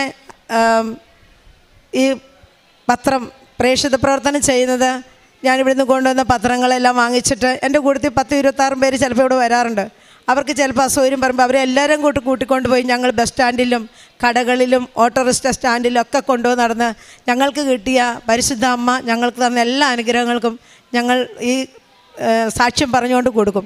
പല പ്രാവശ്യം പരിശുദ്ധ അമ്മയുടെ അനുഭവം ഞങ്ങൾക്കുണ്ടായിട്ടുണ്ട്. ഒരു പ്രാവശ്യം തിരി കത്തിച്ചപ്പം തിരിയയിൽ പരിശുദ്ധ അമ്മയുടെ രൂപം ഞങ്ങൾക്കിങ്ങനെ തെളിഞ്ഞു വന്നു. അതുപോലെ തന്നെ ഇവിടെ വന്നപ്പം മുല്ലപ്പൂവിൻ്റെ സുഗന്ധം ഞങ്ങൾക്ക് അനുഭവപ്പെടുകയുണ്ടായി. എല്ലാ ദിവസവും വിശുദ്ധ ബലിയിൽ ഒരു ദിവസം പോലും മുടങ്ങാതെ വിശുദ്ധ ബലിയിൽ പങ്കെടുക്കുന്നു. ഇടവകയിലെ എല്ലാ കാര്യത്തിനും ഞാനൊരു വേദപാഠം പഠിപ്പിക്കുന്ന ടീച്ചറും കൂടിയാണ്. എൻ്റെ കുഞ്ഞുങ്ങളോടും ഞാൻ പരിശുദ്ധ അമ്മയുടെ ഈ കൃപാസനത്തെ പറ്റി കൂടുതൽ കൂടുതൽ കാര്യങ്ങൾ പറഞ്ഞു കൊടുക്കാറുണ്ട്.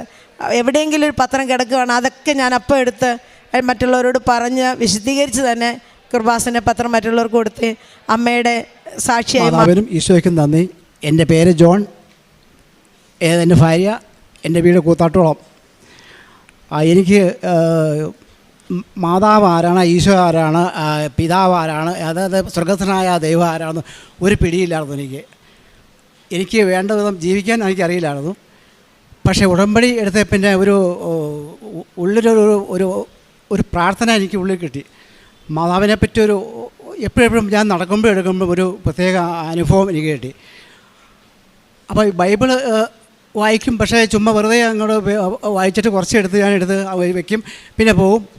പക്ഷേ ഒരു ദർശനം എനിക്ക് കിട്ടിയെന്ന് പറഞ്ഞാൽ, ബൈബിൾ വായിച്ചു ഇതാ കർത്താവിൻ്റെ ദാസി, നിൻ്റെ ഇഷ്ടം എന്നിൽ നിറവേറട്ടെ.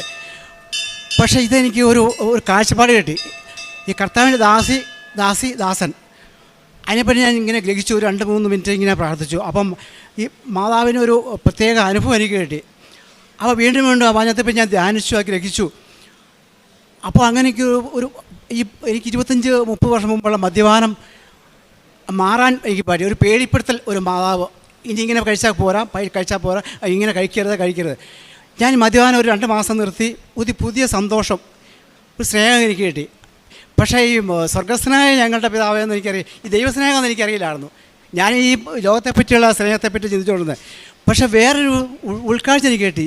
ഈ ദൈവത്തിൻ്റെ സ്നേഹം എനിക്ക് കെട്ടി പോകുമ്പോൾ എനിക്കെല്ലാം സംതൃപ്തി, ഒരു പൂർണ്ണത കിട്ടി. എനിക്ക് ആ ജീവിക്കാനുള്ള ഒരു ആഗ്രഹം. ഇങ്ങനെ ജീവിച്ചാൽ പോരാം. അപ്പോൾ മദ്യപാനത്തിൽ നിന്ന് പൂർണ്ണ ഒരു എന്താ വിടുതലെന്ന് പറയും. ഇപ്പം മദ്യം കഴിക്കണം തോന്നണേ ഇല്ല. അതായത് ഭയങ്കര വെറുപ്പുള്ള സാധനമായി എനിക്ക്, ഒരു അലർജി പോലെ തോന്നുന്നു മദ്യം. പിന്നെ രണ്ടാമത് ഭൗതികമായിട്ട് എനിക്ക് വാഹനം ഇല്ലായിരുന്നു. ഒരു 3 വാഹനം വീട്ടിലുണ്ട്. ഇപ്പം 3 വാഹനം, 2 വർഷമേ ഉള്ളൂ 3 വാഹനം. പിന്നെ മൂന്നാമത് എനിക്ക് കൃഷിയാണ്. ഇപ്പം ഞാൻ ഗൾഫിൽ 10 വർഷം ഉണ്ടായിരുന്നു. മൊത്തം അടിച്ചു പൊളിച്ച് കളഞ്ഞു. ഈ പൈസ എല്ലാം ദൂർത്തടിച്ചു. ഒരു ദൂർത്തൂർത്തൻ്റെ ഒരു സ്വഭാവമായിരുന്നു. അതായത് അടിച്ചു പൊളിച്ച് കളിക്കുക, ജീവിക്കുക, ഒരു സന്തോഷമില്ല അമ്മ. പക്ഷേ എനിക്കിപ്പോൾ പൂർണ്ണ സന്തോഷമാണ്, എപ്പോഴും സന്തോഷമാണ്. എന്നറിയാമോ, അമ്മേൻ്റെ കൂടെ നടക്കുന്ന ഒരു സഞ്ചാരി മാതാവിന് സത്യം പറഞ്ഞാലുള്ളത്. എനിക്ക് കൃപാസനത്തിൽ വന്നപ്പോൾ ഈ മാതാവിനെ പറ്റി അറിവ് കിട്ടിയത് എന്ത് രസമാണ് ജീവിക്കാൻ. നമ്മൾ വെറുതെ ഇങ്ങോട്ട് ഇങ്ങോട്ട് കൊടുത്താനായി എല്ലാം ഫ്രീ ആവും. നമ്മൾ കൂടെ നടക്കുമ്പോൾ തോന്നുന്നു. ഇപ്പോൾ ഞാൻ പറഞ്ഞില്ലേ, ഉടമ്പടി എന്ന് പറഞ്ഞാൽ ഇന്നലെ ഞാൻ കൃഷിയെടുത്ത് പോയി. കപ്പ, പയറ, വാഴ, പച്ചക്കറി എല്ലാം ഉണ്ട്. ഞാൻ ഇങ്ങനെ പ്രാർത്ഥിച്ചപ്പോൾ ഒരു അനുഗ്രഹം. എന്താ പറയുക, 100 മേനിയാണ് വിളവ്. ഒന്നും കിട്ടാത്ത ഒരു മനുഷ്യൻ കപ്പ പറിക്കുമ്പോൾ 10, 20, 30 ചൂടൊക്കെയാണ്. ഈ പയർ പറിക്കുമ്പോഴല്ലോ നല്ല രസമാണ് പറിക്കാൻ. വാഴക്കാൽ വെട്ടുമ്പം എന്തൊരു ഈ അമ്മ ഇങ്ങനെ പുറം നടക്കുക. ഞാൻ അതേ ദർശനം എന്ന് പറഞ്ഞാൽ ഉൾക്കാഴ്ച എന്ന് പറഞ്ഞാൽ ഭയങ്കര ഈ ദൈവസ്നേഹം വളർന്ന് ഒരു നിത്യജീവനെ പറ്റി അറിവ് എനിക്ക് കിട്ടുന്നുണ്ട്. അപ്പം ഞാൻ ഈശോയോടെ പ്രാർത്ഥിക്കുമ്പോൾ മാതാവ് ഓടി വരും, അവനൊന്ന് ഹെൽപ്പ് ചെയ്യുക. നമ്മൾ സാധാരണ ചെറുതായിട്ട് പറയില്ലേ പിള്ളേരെ പോലെ, പപ്പയും മമ്മി എന്ന് പറയും പോലെ. ഈ മാതാവ് എൻ്റെ ദൈവം ഏതറിയോ, ഞാനിപ്പോൾ ഉള്ളിൽ നിന്നാണ് പറയുന്നത്. ഈ സ്നേഹം കണ്ട് അങ്ങോട്ട് നിറവേറി വരിക. ഇങ്ങനെ പ്രാർത്ഥിക്കുമ്പോൾ നമുക്ക് ഭയങ്കര അനുഗ്രഹം എന്നറിയോ. നമുക്ക് ഈ ലോകത്തെപ്പറ്റി നമുക്ക് വെറും വേസ്റ്റായിട്ട് തോന്നുക. എനിക്ക് എങ്ങനെ സ്വർഗത്തിൽ പോകണം, അങ്ങനെ ചിന്ത ദൈവം ഇങ്ങനെ മാതാവ് ഇങ്ങനെ പുറകെ നടക്കുക. അവനെ ഹെൽപ്പ് ചെയ്യുക, ഒന്ന് സഹായിക്കുക, അവനെ സഹായിക്കും. പക്ഷേ ഇങ്ങനെ നമ്മൾ മറ്റുള്ളവരെ സ്നേഹിക്കാനുള്ള ഭയങ്കര ഒരു ഉത്തരവാദിത്വം നമുക്ക് വരിക. നിന്നെപ്പോലെ നിന്നെ അയക്കാൻ സ്നേഹിക്കാൻ എനിക്കറിയില്ല. അത് ഇങ്ങനെയൊക്കെ സ്നേഹിക്കാൻ എനിക്കറിയാം നമ്മൾ. പക്ഷേ ഞാൻ പ്രാർത്ഥിക്കുമ്പം ഈ മധ്യസ്ഥ പ്രാർത്ഥനയുടെ വില എനിക്കറിയില്ല കേട്ടോ. പക്ഷേ ഞാൻ എനിക്കെല്ലാം അനുഗ്രഹം കിട്ടിയപ്പോൾ അവർക്കും വേണമല്ലോ, അവർക്കില്ലല്ലോ, അവർക്ക് രോഗിയാണ്, അവർക്ക് എന്തെങ്കിലും കൊടുക്കേ. ഈശോയോട് പ്രാർത്ഥിക്കുമ്പോൾ അപ്പനോട് പറയും പോലെ, അപ്പ ഏത് സ്വർഗത്തിലെ അപ്പ, എനിക്കറിയാം അപ്പനേതാന്ന്. ഈ കാണപ്പെടാത്ത അപ്പനെന്ന് എനിക്ക് സത്യം പറഞ്ഞാൽ ഈ മാതാവിന് ഉടമ്പടി മാതാവ് എൻ്റെ പോലെ അച്ഛ സമ്മതിക്കട്ടെ. എൻ്റെ അറിയും എനിക്കറിയില്ല. ഇത് ഇവിടെ തന്നെ സ്വർഗം ഉണ്ടാക്കാം. ഇവിടെ നമുക്ക് സ്വർഗം ഉണ്ടാക്കാം. എനിക്കറിയില്ല. ഞാൻ ഇത്ര പ്രായമായില്ല, 65 വയസ്സായില്ല. എനിക്ക് ചെറുപ്പം അപ്പം എന്നറിയാം, ഒരു കുഞ്ഞു പിള്ളേരെ പോലെ ഒരു സ്നേഹം വളരെ. പക്ഷേ ഞാൻ ഇങ്ങനെ ഗ്രഹിക്കും എൻ്റെ ഉള്ളിൽ, എൻ്റെ ദൈവമേ ഞാൻ മരിച്ചാലും എനിക്ക് ജീവിക്കണമേ. ഞാൻ ഈ പറയുന്നുള്ള സത്യം കേട്ടോ, ഉള്ള കാര്യമാണ്. അപ്പോൾ ഈശോനെ നമ്മൾ പറയുമ്പം ഈശോയെ ചൂണ്ടിക്കാണിക്കും. അമ്മ അതേ വഴി കാണിച്ചു തരും. കുട്ടാ അതിലെ പോടാ, ഇതിലെ പോടാ. എനിക്കറിയില്ല, ഞാൻ ഈ കുഞ്ഞു പിള്ളേരെ പോലെ സ്വഭാവം. പക്ഷേ നമുക്ക് പാവെല്ലാം ഒഴിച്ച് ഇളച്ച് കിട്ടും. ഇളച്ചടിച്ച് അമ്മയുടെ ഗുണത്ത് തന്നെയാണുള്ളത്. നമ്മൾ നിത്യജീവനത്തിൻ്റെ അറിവില്ലേ, എനിക്കറിയില്ല കേട്ടോ. ഞാൻ യൂട്യൂബിലൊക്കെ അച്ഛൻ്റെ പ്രശ്നം കേൾക്കുമ്പോൾ ഭയങ്കര രസമാണെന്നറിയാവും. എനിക്ക് സ്വർഗത്തിൽ പോകണം. ഭയങ്കര അങ്ങനെ സമയമില്ലത്. ഞാൻ എൻ്റെ വൈഫിന് ബാക്കി കൊടുക്കാം. മാതാവിനും കോടാനുകോടി മാതാവിന് നന്ദി പറഞ്ഞുകൊണ്ട് എൻ്റെ സാക്ഷ്യം, ഞാൻ ഇവിടുത്തെ ഉടമ്പടി തൈലമായ ഉപ്പും തേനും എൻ്റെ ഭർത്താവിന് കൊടുക്കുമായിരുന്നു. വിശ്വാസ പ്രമാണം ചൊല്ലിക്കൊടുത്തതിൻ്റെ ഫലമായി മദ്യപാനി 25 വർഷക്കാലമായിട്ട് ഞങ്ങളിൽ എൻ്റെ ഭർത്താവിൽ വേട്ടയാടിക്കൊണ്ടിരുന്ന പൈശാചിക ബന്ധനമായ മദ്യപാനം എന്ന പിശാചിനെ മാതാവിലൂടെ എടുത്തു മാറ്റിക്കളയുവാൻ സാധിച്ചു. വലിയ കൃപയാൽ ദൈവത്തിൽ വിശ്വസിച്ച് ദൈവത്തോട് ചേർന്ന് നിന്നു ബൈബിളും വായിച്ച് എല്ലാ രീതിയിലും വിശ്വാസത്തോടും, അതാണ് ഏറ്റവും വലുത്. കുടുംബത്തിലിരുന്ന് പ്രാർത്ഥന, ആ കുടുംബ പ്രാർത്ഥനയിൽ കൊണ്ടുകൊണ്ട് പ്രാർത്ഥിക്കുന്ന ആ പ്രാർത്ഥന, അതാണ് ഏറ്റവും വലുത്. നമുക്ക് കിട്ടുന്ന ഏറ്റവും വലിയ സമ്മാനം അതാണ്. പിതാവിനോടും മാതാവിനോടും ഒന്നിച്ചിരുന്ന് പ്രാർത്ഥിക്കാൻ പറ്റുക. അതിനപ്പുറമായി നമ്മൾ പ്രാർത്ഥിക്കുമ്പോൾ അനേകർക്ക് വേണ്ടി പ്രാർത്ഥിക്കുമ്പോൾ നമ്മുടെ കുടുംബം അത് നമ്മളെ കാണിച്ചു തരും ഉന്നതിയിലേക്ക് എത്തുന്നത്. അതിന് ഒന്നുമില്ലായ്മയിൽ നിന്നാണ് ഞങ്ങൾ ഇത്രത്തോളം ആയത്. ഒരു വണ്ടിക്ക്, ഭർത്താവ് പറഞ്ഞതുപോലെ ഒരു വണ്ടിക്ക് വേണ്ടി ഞങ്ങൾ പ്രാർത്ഥിച്ചു.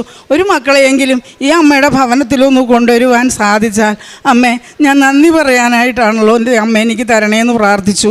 ഈ 2 വർഷക്കാലമായി ഉടമ്പടി എടുത്തിട്ട് അതിനിടയിൽ 3 വണ്ടി ഞങ്ങൾക്ക് തന്ന് ഞങ്ങളുടെ അമ്മ ഞങ്ങളെ സഹായിച്ചു. അതുകൊണ്ട് അന്ന് മുതൽ ഇന്ന് വരെ ഞങ്ങൾ വരുമ്പം ഞങ്ങളുടെ കൂടെ അക്രവസരായിട്ട് അല്ലാത്തവരായിട്ടും ഞങ്ങളുടെ കൂടെ 2-3 പേര് ഞങ്ങൾ കൊണ്ടുവരും. ഇന്ന് ഈ നിമിഷം വരെ ഇനിയും മുന്നോട്ട് അനേകം കൊണ്ടുവരണമെന്ന് തന്നെയാണ് ആഗ്രഹം. ഇവിടുത്തെ ഉപ്പും തൈലവും കൊടുത്ത് 2-3 രോഗികൾക്ക് തന്നെ സൗഖ്യം കിട്ടി. അവരും ഞങ്ങളുടെ കൂടെ ഇവിടെ വന്ന് വിഷയം അവതരിപ്പിച്ച് അവർക്ക് കിട്ടിയ സാക്ഷ്യത്തെക്കുറിച്ച് പറയുവാൻ വേണ്ടി ആഗ്രഹിച്ചിരിക്കുകയാണ്. ഇന്ന് ഞങ്ങളുടെ കൂടെ പോരണമെന്ന് വിചാരിച്ചതാണ് മാതാവേ, പക്ഷേ അവർക്ക് സാധിച്ചില്ല. അതിനി അടുത്ത ദിവസത്തെ വരവിൽ ഞങ്ങൾ അവരെ കൊണ്ടുവരും. ഇവിടുത്തെ സാക്ഷ്യം, ഇവിടെ എന്താണ് നടക്കുന്നതെന്ന് അറിയാൻ അവർക്ക് ഭയങ്കര ആഗ്രഹമാണ്. അവർ വൈകിട്ട് യാത്രയാമങ്ങളിലൊക്കെ ഞാൻ ഒരു പുസ്തകം കൊടുത്തിട്ടുണ്ട്. അത് വെച്ച് വായിച്ച് പ്രാർത്ഥിച്ച് ആ തേനും തൈലവും വിശ്വാസ പ്രമാണം ചൊല്ലി അറിയാവുന്ന പോലെ അവർ ചൊല്ലിയിട്ട് അത് കഴിച്ചിട്ടാണ് കിടക്കുന്നത്. അതുകൊണ്ട് അവർക്ക് ഒത്തിരി അനുഭവം. 10 വർഷക്കാലമായി വിവാഹം കഴിച്ചിട്ട് രണ്ടാമത്തെ ഒരു കുഞ്ഞിന് വേണ്ടി പ്രാർത്ഥിച്ചുകൊണ്ടിരുന്ന ഒരു കുഞ്ഞിന് ഞാൻ പറയും, ഞങ്ങൾ ഈ ഉപ്പും തൈലവും ഞങ്ങൾ കൃഷിയിടങ്ങളിൽ ഞങ്ങൾ ഇടുന്നതിന് പുഴുവരിച്ച് എല്ലാ കൃഷിയും പോകുമ്പോൾ 1 രൂപ പോലും ഞങ്ങൾക്ക് കിട്ടില്ലായിരുന്നു. ഞങ്ങൾ വേല ചെയ്യും, 1 രൂപ പോലും ഞങ്ങൾക്ക് അനുഭവിക്കാൻ പറ്റുന്നില്ല. അത് പോയിട്ട് ഇപ്പോൾ ഞങ്ങൾ കൃഷി ചെയ്താൽ പോയി കാണുമ്പോൾ തന്നെ ഭയങ്കര സന്തോഷം. നമ്മുടെ ഈ ഉപ്പ് മാതാവിൻ്റെ ഈ ഉപ്പ് കൊണ്ടുവന്ന് ഞങ്ങൾ കൃഷിയിടത്തിൽ അവിടെ എവിടെയൊക്കെ ആയിട്ട് ഞങ്ങൾ ഇടും. അത് കഴിഞ്ഞ് ഞങ്ങൾ കൃഷി എടുക്കും. 100 മേനി വിളവെന്ന് പറയാം. പയറൊക്കെ പറിക്കുമ്പോൾ നല്ല വിളവ്. അതിൽ നിന്ന് കിട്ടുന്നതിൻ്റെ ഓഹരി മറ്റുള്ളവർക്കും കൊടുക്കാൻ സാധിക്കും. നമ്മൾ വിൽക്കാനും സാധിക്കുന്നു. കൂടാതെ അതിൽ നിന്നൊരു ഓഹരി മറ്റുള്ളവർക്ക് കൊടുക്കാൻ സഹായിക്കുന്നു. പിന്നെ ഞങ്ങൾ പ്രേക്ഷിത വേല ചെയ്യുന്ന വെച്ചാൽ ഞങ്ങൾ ആൽക്കഹോളിക് അലോൺമെൻറ്റ്സിൻ്റെ കൂട്ടായ്മയിൽ 2 വർഷക്കാലം ഇവിടെ വന്ന് അന്ന് മുതൽ വളരെ വിശുദ്ധിയോടുകൂടി എല്ലാ ഞായറാഴ്ചയും പങ്കെടുക്കുന്നു. അനേകർക്ക് വേണ്ടി പ്രവർത്തിക്കുന്നു. അനേകർ ഞങ്ങളുടെ കൂടെയുണ്ട്. 400 പേരോളം ഞങ്ങളുടെ കൂടെയുണ്ട്. അവർ കാര്യങ്ങളെല്ലാം പറയുമ്പോഴും ചെയ്യാനും അവരുടെ കൂടെ പ്രവർത്തിക്കാനും വളരെ മനസ്സോടുകൂടി മാതാവ് ഞങ്ങൾക്ക് ശക്തി തരും. അവിടെയും ഈ കാര്യങ്ങളൊക്കെ പറയുമ്പോൾ ഒത്തിരി പേര് അവിടെ നിന്നൊക്കെ ഇവിടെ വരുന്നുണ്ട്. ഒരുപാട് സൗഖ്യം അവർക്ക് കിട്ടുന്നത് അവർക്ക് വളരെ സന്തോഷം തോന്നുന്നു. അമ്മയുടെ ഈ നടയിൽ വന്ന് നിൽക്കാനുള്ള യോഗ്യത ഞങ്ങൾക്ക് തന്നതിന് 1000 നന്ദി പറഞ്ഞുകൊണ്ട് പിന്നെ എനിക്കുള്ളൊരു സാക്ഷി എന്ന് വെച്ചാൽ, എനിക്ക് എൻ്റെ പ്രഷർ, ഷുഗർ ഇങ്ങനെയുള്ള കാര്യങ്ങളുമായിട്ട് 200 ചില്ലുവാനും പ്രഷറുണ്ടായിരുന്നു. ഞാൻ തല ഇറങ്ങി വീണതാണ്. ഞാൻ ഈ അമ്മയുടെ ഉടമ്പടി തൈലം പിന്നെ ഉപ്പും ഞാൻ കഴിച്ചുകൊണ്ടിരുന്നു. തേനും കഴിക്കുമായിരുന്നു. അങ്ങനെ എൻ്റെ പ്രഷർ പൂർണ്ണമായിട്ട് എടുത്തു മാറ്റി. ഞാൻ കഴിഞ്ഞ ദിവസം പോയി ചെക്ക് ചെയ്തപ്പോൾ 3-4 മാസമായുള്ളൂ എനിക്ക് പ്രഷറായിട്ട്. അത് മാറ്റപ്പെട്ടു. അതിൽ നിന്നൊക്കെ എനിക്ക് പിന്നെ കോഴിയിറച്ചി കൂട്ടിക്കഴിഞ്ഞാൽ ഭയങ്കര ബുദ്ധിമുട്ടായിരുന്നു എനിക്ക്. ആ തൈലം കഴിച്ചതുകൊണ്ട്, അതായത് ഉപ്പ് തേനും കഴിച്ചതുകൊണ്ട് എനിക്ക് അതിൽ നിന്നൊക്കെയും മോചനം നേടാൻ സാധിച്ചു. പിന്നെ ഒരാത്മീയ ബന്ധം, ഒരാത്മീയ സൗഖ്യം എനിക്ക് കിട്ടുന്നുണ്ട്. വളരെ സന്തോഷവും ശക്തിയും ബലവും ശരീരത്തിന് അമ്മയുടെ കൂടെ നടക്കാനും ഇതാ വഴി ഇതിലേ പോകുമെന്ന് പറയുന്ന പോലെ നമ്മളെ കൊണ്ട് നടക്കുകയാണ് ഓരോ കാര്യത്തിനും. അരുതാത്തവരുമായിട്ട് സംസാരിക്കുമ്പോൾ സംസാരം അവിടെ വിലക്കും. ഒരരുതാത്തത് കേൾക്കുമ്പോൾ നമ്മുടെ ചെവി അടച്ചു കളയും. നാവ് നമുക്ക് ആവശ്യത്തിന് മാത്രം വിനിയോഗിക്കാൻ സാധിക്കും. ഞാൻ തെറിക്കുത്തരം മുറിപ്പത്തിൽ പറയുന്ന ഒരു സ്ത്രീ ആയിരുന്നു. പക്ഷേ ഇത് വന്നിവിടുത്തെ അനുഭവം അറിഞ്ഞു തുടങ്ങിയ നാൾ മുതൽ എനിക്ക് ഒത്തിരി മാറ്റം എന്നിൽ സംഭവിക്കാൻ സാധിച്ചു. എന്നിൽ നിന്ന് ഉന്നതിയും എൻ്റെ ഭവനത്തിന് എൻ്റെ കുഞ്ഞുങ്ങൾക്കും സാധിച്ചു. പ്രേക്ഷിത പ്രവർത്തനം എന്ന് പറഞ്ഞാൽ പത്രം കൊടുക്കുന്നത് ഞങ്ങൾ ഹോസ്പിറ്റലുകളിലാണ് കൂടുതലും കൊടുക്കുന്നത്. അത് കൊടുക്കുമ്പോൾ വേണ്ട എന്ന് പറയുന്നവർക്കൊന്നും ഞാനത് കൊടുക്കില്ല. കരഞ്ഞുകൊണ്ട് എന്നോട് കൈ നീട്ടി ചോദിക്കും, ഒരെണ്ണം താമോളെ എന്ന് പറഞ്ഞു. പിന്നീട് നമ്മൾ ചെല്ലുമ്പോൾ അവർ ഓടി വന്ന് ഞങ്ങളോട് പത്രം മേടിക്കും. ആരോഗ്യ സൗഖ്യം കിട്ടിയെന്ന് പറയുമ്പോൾ ഭയങ്കര ആഗ്രഹം. അവരത് വായിക്കും. പറയുമ്പോൾ പറയും, ഞാൻ പത്രം കളയരുത്, വായിച്ചിട്ട് നിങ്ങൾ വേറെ ഒരാൾക്ക് കൊടുത്ത് അവരോടും പറഞ്ഞു മനസ്സിലാക്കണം കേട്ടോ. അവരോടും പ്രാർത്ഥിക്കാൻ പറയണം. ഞങ്ങളും നിങ്ങൾക്ക് വേണ്ടി പ്രാർത്ഥിക്കുമെന്ന് പറയും. ഓരോന്ന് ഏറ്റു പോകുന്ന അതുപോലെ ചെയ്യുമ്പോൾ വളരെ സുഖമാണ്. ഈശോയ്ക്കും മാതാവിനും ഇത്രയും ഞാനൊരു ഫോറിൻ മെഡിക്കൽ ഗ്രാജുവേറ്റ് ആണ്. ഞാൻ റഷ്യയിലാണ് MBBS പഠിച്ചത്. അപ്പോൾ അവിടെ പഠിച്ചു കഴിഞ്ഞിട്ട് നമ്മളിവിടെ വരുമ്പോൾ ഇന്ത്യയിലൊരു രജിസ്ട്രേഷൻ കിട്ടാൻ വേണ്ടിയിട്ട്, ഇവിടുത്തെ ഡോക്ടർ ആവാൻ വേണ്ടിയിട്ട് നമ്മളിവിടെ ഒരു FMG എക്സാം പാസ്സാവണം. അത് അത്യാവശ്യം കുറച്ച് ടഫായിട്ടുള്ള എക്സാമാണ്. അപ്പോൾ 150 പാസ് മാർക്ക് വേണം. അപ്പോൾ എല്ലാ കൊല്ലവും ഇത് ഒരു ജനുവരി ജൂലൈ മാസത്തിലൊക്കെയാണ് നടക്കാറ്. അപ്പോൾ ഞാൻ കഴിഞ്ഞ ജൂണിലാണ് ഞാൻ ഗ്രാജുവേറ്റ് ആവുന്നത്. അത് കഴിഞ്ഞിട്ട് പിന്നെ എനിക്ക് അടുത്ത എക്സാം വരുന്നത് ജനുവരി 2025 അടുത്ത എക്സാം വരുന്നത്. അപ്പോൾ ജൂണിൽ പാസ്സായി. ഞാൻ അത് കഴിഞ്ഞിട്ടൊരു പ്ലാറ്റ്ഫോം എടുത്ത് പഠിക്കാൻ തുടങ്ങി. അത് കഴിഞ്ഞിട്ടാണ് സെപ്റ്റംബറിലാണ് ഞാൻ 3-ാം തീയതി ഇവിടെ വന്നിട്ട് ആദ്യമായിട്ട് ഉടമ്പടി എടുക്കുന്നത്. ഉടമ്പടി എടുത്തു. പക്ഷേ ഉടമ്പടി എടുത്തു കഴിഞ്ഞിട്ടും അതിന് മുമ്പുണ്ടായിരുന്ന പഠിത്തം അങ്ങനെ ഉണ്ടായിരുന്നു. പക്ഷേ ജീവിതത്തിൽ അങ്ങനെ ഉടമ്പടി എടുത്ത് കഴിഞ്ഞതിനും അതിന് മുമ്പ് ഉണ്ടായിരുന്ന ജീവിതത്തിലും പ്രത്യേകിച്ചൊരു മാറ്റം ഉണ്ടായിരുന്നില്ല. കാരണം ഉടമ്പടി ആദ്യത്തെ കുറച്ച് ദിവസമൊക്കെ ഞാൻ കറക്റ്റായിട്ട് പ്രാർത്ഥനയും ധ്യാനവും ബൈബിൾ വായനയും എല്ലാം ആയിട്ട് കൊണ്ടുപോയിരുന്നു. പക്ഷെ അത് കഴിഞ്ഞ് പതുക്കെ ലാഗായിട്ട് ഇങ്ങനെ വന്നുകൊണ്ടിരുന്നു. പിന്നെ പതുക്കെ പഠിത്തത്തിലാണ് കുറച്ചും കൂടെ ശ്രദ്ധ ഉണ്ടായിരുന്നത്. പ്രാർത്ഥനയിൽ കുറച്ച് ഇമ്പോർട്ടൻസ് കുറഞ്ഞു പോയിരുന്നു. അത് കഴിഞ്ഞ് എൻ്റെ എക്സാം വരുന്നത് ജനുവരി 12-നാണ് എൻ്റെ എക്സാം നടത്തിയിരുന്നത്. അപ്പോൾ ഇതെല്ലാം അങ്ങ് പ്രേക്ഷിത പ്രവർത്തനം ഇതൊന്നും ചെയ്യുന്നുണ്ടായിരുന്നില്ല. പതുക്കെ പിന്നെ പത്രം കൊടുക്കുന്നതിലൊക്കെ എനിക്ക് ഭയങ്കര ബുദ്ധിമുട്ടും ചമ്മലൊക്കെ ആയിരുന്നു. എങ്ങനെ എത്രയും ഇങ്ങനെ ആൾക്കാരുടെ അടുത്ത് പോയി കൊടുക്കുന്നത് എന്നൊക്കെ ആലോചിച്ചിട്ട് പിന്നെ എക്സാമിന് ഞാൻ പോയി കഴിഞ്ഞപ്പോൾ എക്സാം എനിക്ക് തൃശ്ശൂർ തന്നെയാണ് സെൻറ്റർ കിട്ടിയിരുന്നത്. അപ്പോൾ അവിടെ പോയപ്പോൾ എനിക്ക് അതുവരെ പഠിച്ചതിൽ എൻ്റെ മെയിൻ ഇതെന്ന് വെച്ച് കഴിഞ്ഞാൽ എൻ്റെ ഒരു ഫ്രണ്ട്സിൻ്റെ അടുത്ത് എല്ലാവരുടെ അടുത്തും പറയുന്നതെന്ന് വെച്ചാൽ ദൈവമല്ലേ, അപ്പോൾ നമ്മുടെ കൂടെ എപ്പോഴും ഉണ്ടാവും, ഇതുവരെ കൊണ്ടെത്തിച്ചില്ലേ, ഇനി മുന്നോട്ടും ദൈവം തന്നെ നമ്മളെ കൊണ്ടുപോകും എന്നുള്ള ഒരു തോട്ടാണ് ഞാൻ എപ്പോഴും എൻ്റെ ഫ്രണ്ട്സിൻ്റെ അടുത്തും എന്ത് എക്സാം ആണെങ്കിലും എനിക്ക് പറയാം. കാരണം എന്താണെന്ന് വെച്ചാൽ എൻ്റെ ജീവിതത്തിൽ ഇതുവരെ മെയിൻ എക്സാമുകളിലും അങ്ങനെ ഒന്നിലും ഞാനങ്ങനെ ഒരു ഫെയിൽ എന്നുള്ളൊരു ഇത് എനിക്ക് വന്നിട്ടില്ല. എല്ലാ എക്സാമിലും ഇപ്പോൾ എനിക്ക് മനസ്സിലാവുന്ന ദൈവം സഹായിച്ച് തന്നെയാണ് ഞാനത് പാസ്സായി പോയിക്കൊണ്ടിരുന്നത്. ഇതുവരെ അങ്ങനെ എനിക്കൊരു ഫെയിലിയർ എന്ന് പറഞ്ഞിട്ടുള്ള ഒരു ഇത് വന്നിട്ടുണ്ടായിരുന്നില്ല. അപ്പം എക്സാമിൻ്റെ സമയത്തും ആ ഒരു കോൺഫിഡൻസ് മനസ്സിലുണ്ടായിരുന്നു. പിന്നെ ഉടമ്പടി തൈലവും ഉപ്പും എല്ലാം സീറ്റമ്മയും അവിടെ എക്സാം എഴുതുന്ന സമയത്ത് പോയിട്ട് സീറ്റമ്മയും മൗസ് കമ്പ്യൂട്ടർ MCQ എക്സാമാണ്. അപ്പോൾ അവിടെയൊക്കെ ഞാനൊന്ന് വിതറി പ്രാർത്ഥിച്ചിട്ടാണ് ഇരുന്നത്. അത് കഴിഞ്ഞിട്ട് എക്സാം സ്റ്റാർട്ട് ചെയ്തു. ഫസ്റ്റ് സെക്ഷൻ കഴിഞ്ഞപ്പോൾ കുറേ ക്വസ്റ്റ്യൻസ് കറക്റ്റ് എനിക്ക് കിട്ടിയിട്ടുണ്ടായിരുന്നു. കുറേ ക്വസ്റ്റ്യൻസ് ടഫായിരുന്നു. 19 സബ്ജക്റ്റുകൾ ഒരുമിച്ച് എഴുതുന്ന ഒറ്റ ദിവസം എഴുതുന്ന ഒരു എക്സാമാണ്. അപ്പോൾ അങ്ങനെ അത് കഴിഞ്ഞു. അത് കഴിഞ്ഞ് കുറച്ചൊക്കെ ടഫായിരുന്നു. അപ്പോൾ ഫസ്റ്റ് സെക്ഷൻ കുറച്ച് ടഫായതുകൊണ്ട് തന്നെ കുറച്ച് ഹോപ്പ് കുറഞ്ഞായിരുന്നു. അത് കഴിഞ്ഞ് സെക്കൻഡ് സെക്ഷൻ ഉച്ച തിരിഞ്ഞിട്ടുള്ള എക്സാമിനകത്ത് ബാക്കിയുള്ള സെക്ഷൻ 300-ലാണ് എക്സാം. അപ്പോൾ ബാക്കി 150 ക്വസ്റ്റ്യൻസ് അടുത്ത സെക്ഷനിൽ ചെയ്യുമ്പോൾ കുറച്ചുകൂടെ കമ്പാരിറ്റീവ്ലി എനിക്ക് ഈസി ആയിരുന്നു MCQ ക്വസ്റ്റ്യൻസ് ഒക്കെ വന്നപ്പോൾ. അപ്പോൾ എനിക്ക് കുറച്ചും കൂടെ ഒരു ഹോപ്പ് വന്നു, കുറച്ചും കൂടെ കോൺഫിഡൻസ് ഉണ്ടായി. എക്സാം കഴിഞ്ഞു. വീട്ടിൽ വന്നെല്ലാം കഴിഞ്ഞപ്പോഴേക്കും ഞാൻ ജയിക്കും, ഇതുവരെ അങ്ങനെ തോറ്റിട്ടൊന്നുമില്ലല്ലോ, അപ്പോൾ പിന്നെ എന്തായാലും മിക്കവാറും ജയിക്കും എന്നുള്ളൊരു വിശ്വാസത്തിൽ തന്നെ ഞാൻ മുന്നോട്ട് പോയിക്കൊണ്ടിരുന്നു. അത് കഴിഞ്ഞിട്ട് ഞാൻ ഹോൾ ടിക്കറ്റ് ഇവിടെ കൃപാസനത്തിൽ കൊണ്ടുവന്ന് അച്ഛനെ കൊണ്ട് തലയിൽ തൊട്ടൊക്കെ പ്രാർത്ഥിപ്പിച്ചു. എക്സാം കഴിഞ്ഞിട്ട് ഹോൾ ടിക്കറ്റ് കൊണ്ട് അച്ഛനെ കൊണ്ട് പ്രാർത്ഥിപ്പിച്ചു. അപ്പോൾ എല്ലാം കഴിഞ്ഞപ്പോൾ എന്തായാലും ഇവിടെ ഉടമ്പടി എടുത്തിട്ടുണ്ടല്ലോ എന്ന്. പക്ഷേ എൻ്റെ മനസ്സിൽ ഉടമ്പടിയിലേക്ക് അത്ര ഇമ്പോർട്ടൻസ് ഞാൻ കൊടുത്തിട്ടുണ്ടായിരുന്നില്ല. പക്ഷേ ഉടമ്പടി എടുത്തല്ലോ എന്നൊക്കെയുള്ള ഒരു ഇതിൽ ഞാൻ മുന്നോട്ട് ഇങ്ങനെ പൊയ്ക്കൊണ്ടിരുന്നു. പിന്നെ കഴിഞ്ഞ എക്സാമിനെ വെച്ച് നോക്കുമ്പോൾ ഒന്നും ഇത്ര പെട്ടെന്ന് റിസൾട്ട് വന്നിട്ടുണ്ടാവില്ല. 7 ദിവസത്തിനകത്ത് തന്നെ റിസൾട്ട് വന്നത് ഞാനൊരു പള്ളിയുടെ ഫ്രണ്ടിൽ ഇങ്ങനെ നിൽക്കുമ്പോഴാണ് റിസൾട്ട് വന്നു എന്നുള്ള കാര്യം അറിയണത്. അപ്പോൾ നോക്കുമ്പോൾ പള്ളി അടച്ചിരുന്നു. അപ്പോൾ ഫ്രണ്ടിലെ ഗ്രോട്ടോയിൽ മാതാവിൻ്റെ മുന്നിൽ വെച്ചിട്ടാണ് ഞങ്ങൾ റിസൾട്ട് ഓപ്പൺ ചെയ്ത് നോക്കുന്നത്. അപ്പോൾ നോക്കുമ്പോൾ ഭയങ്കര കോൺഫിഡൻസിൽ പോയിട്ടുണ്ടായിരുന്നതാണ്. അപ്പോൾ 150 കിട്ടണം പാസ്സാവാൻ 300-ൽ. അപ്പോൾ 146 ആണ് എനിക്ക് മാർക്ക് കിട്ടിയത്. അപ്പോൾ 4 മാർക്കിന് ഞാൻ ഫെയിലായി എൻ്റെ ഫസ്റ്റ് അറ്റംപ്റ്റ് FMG എക്സാം.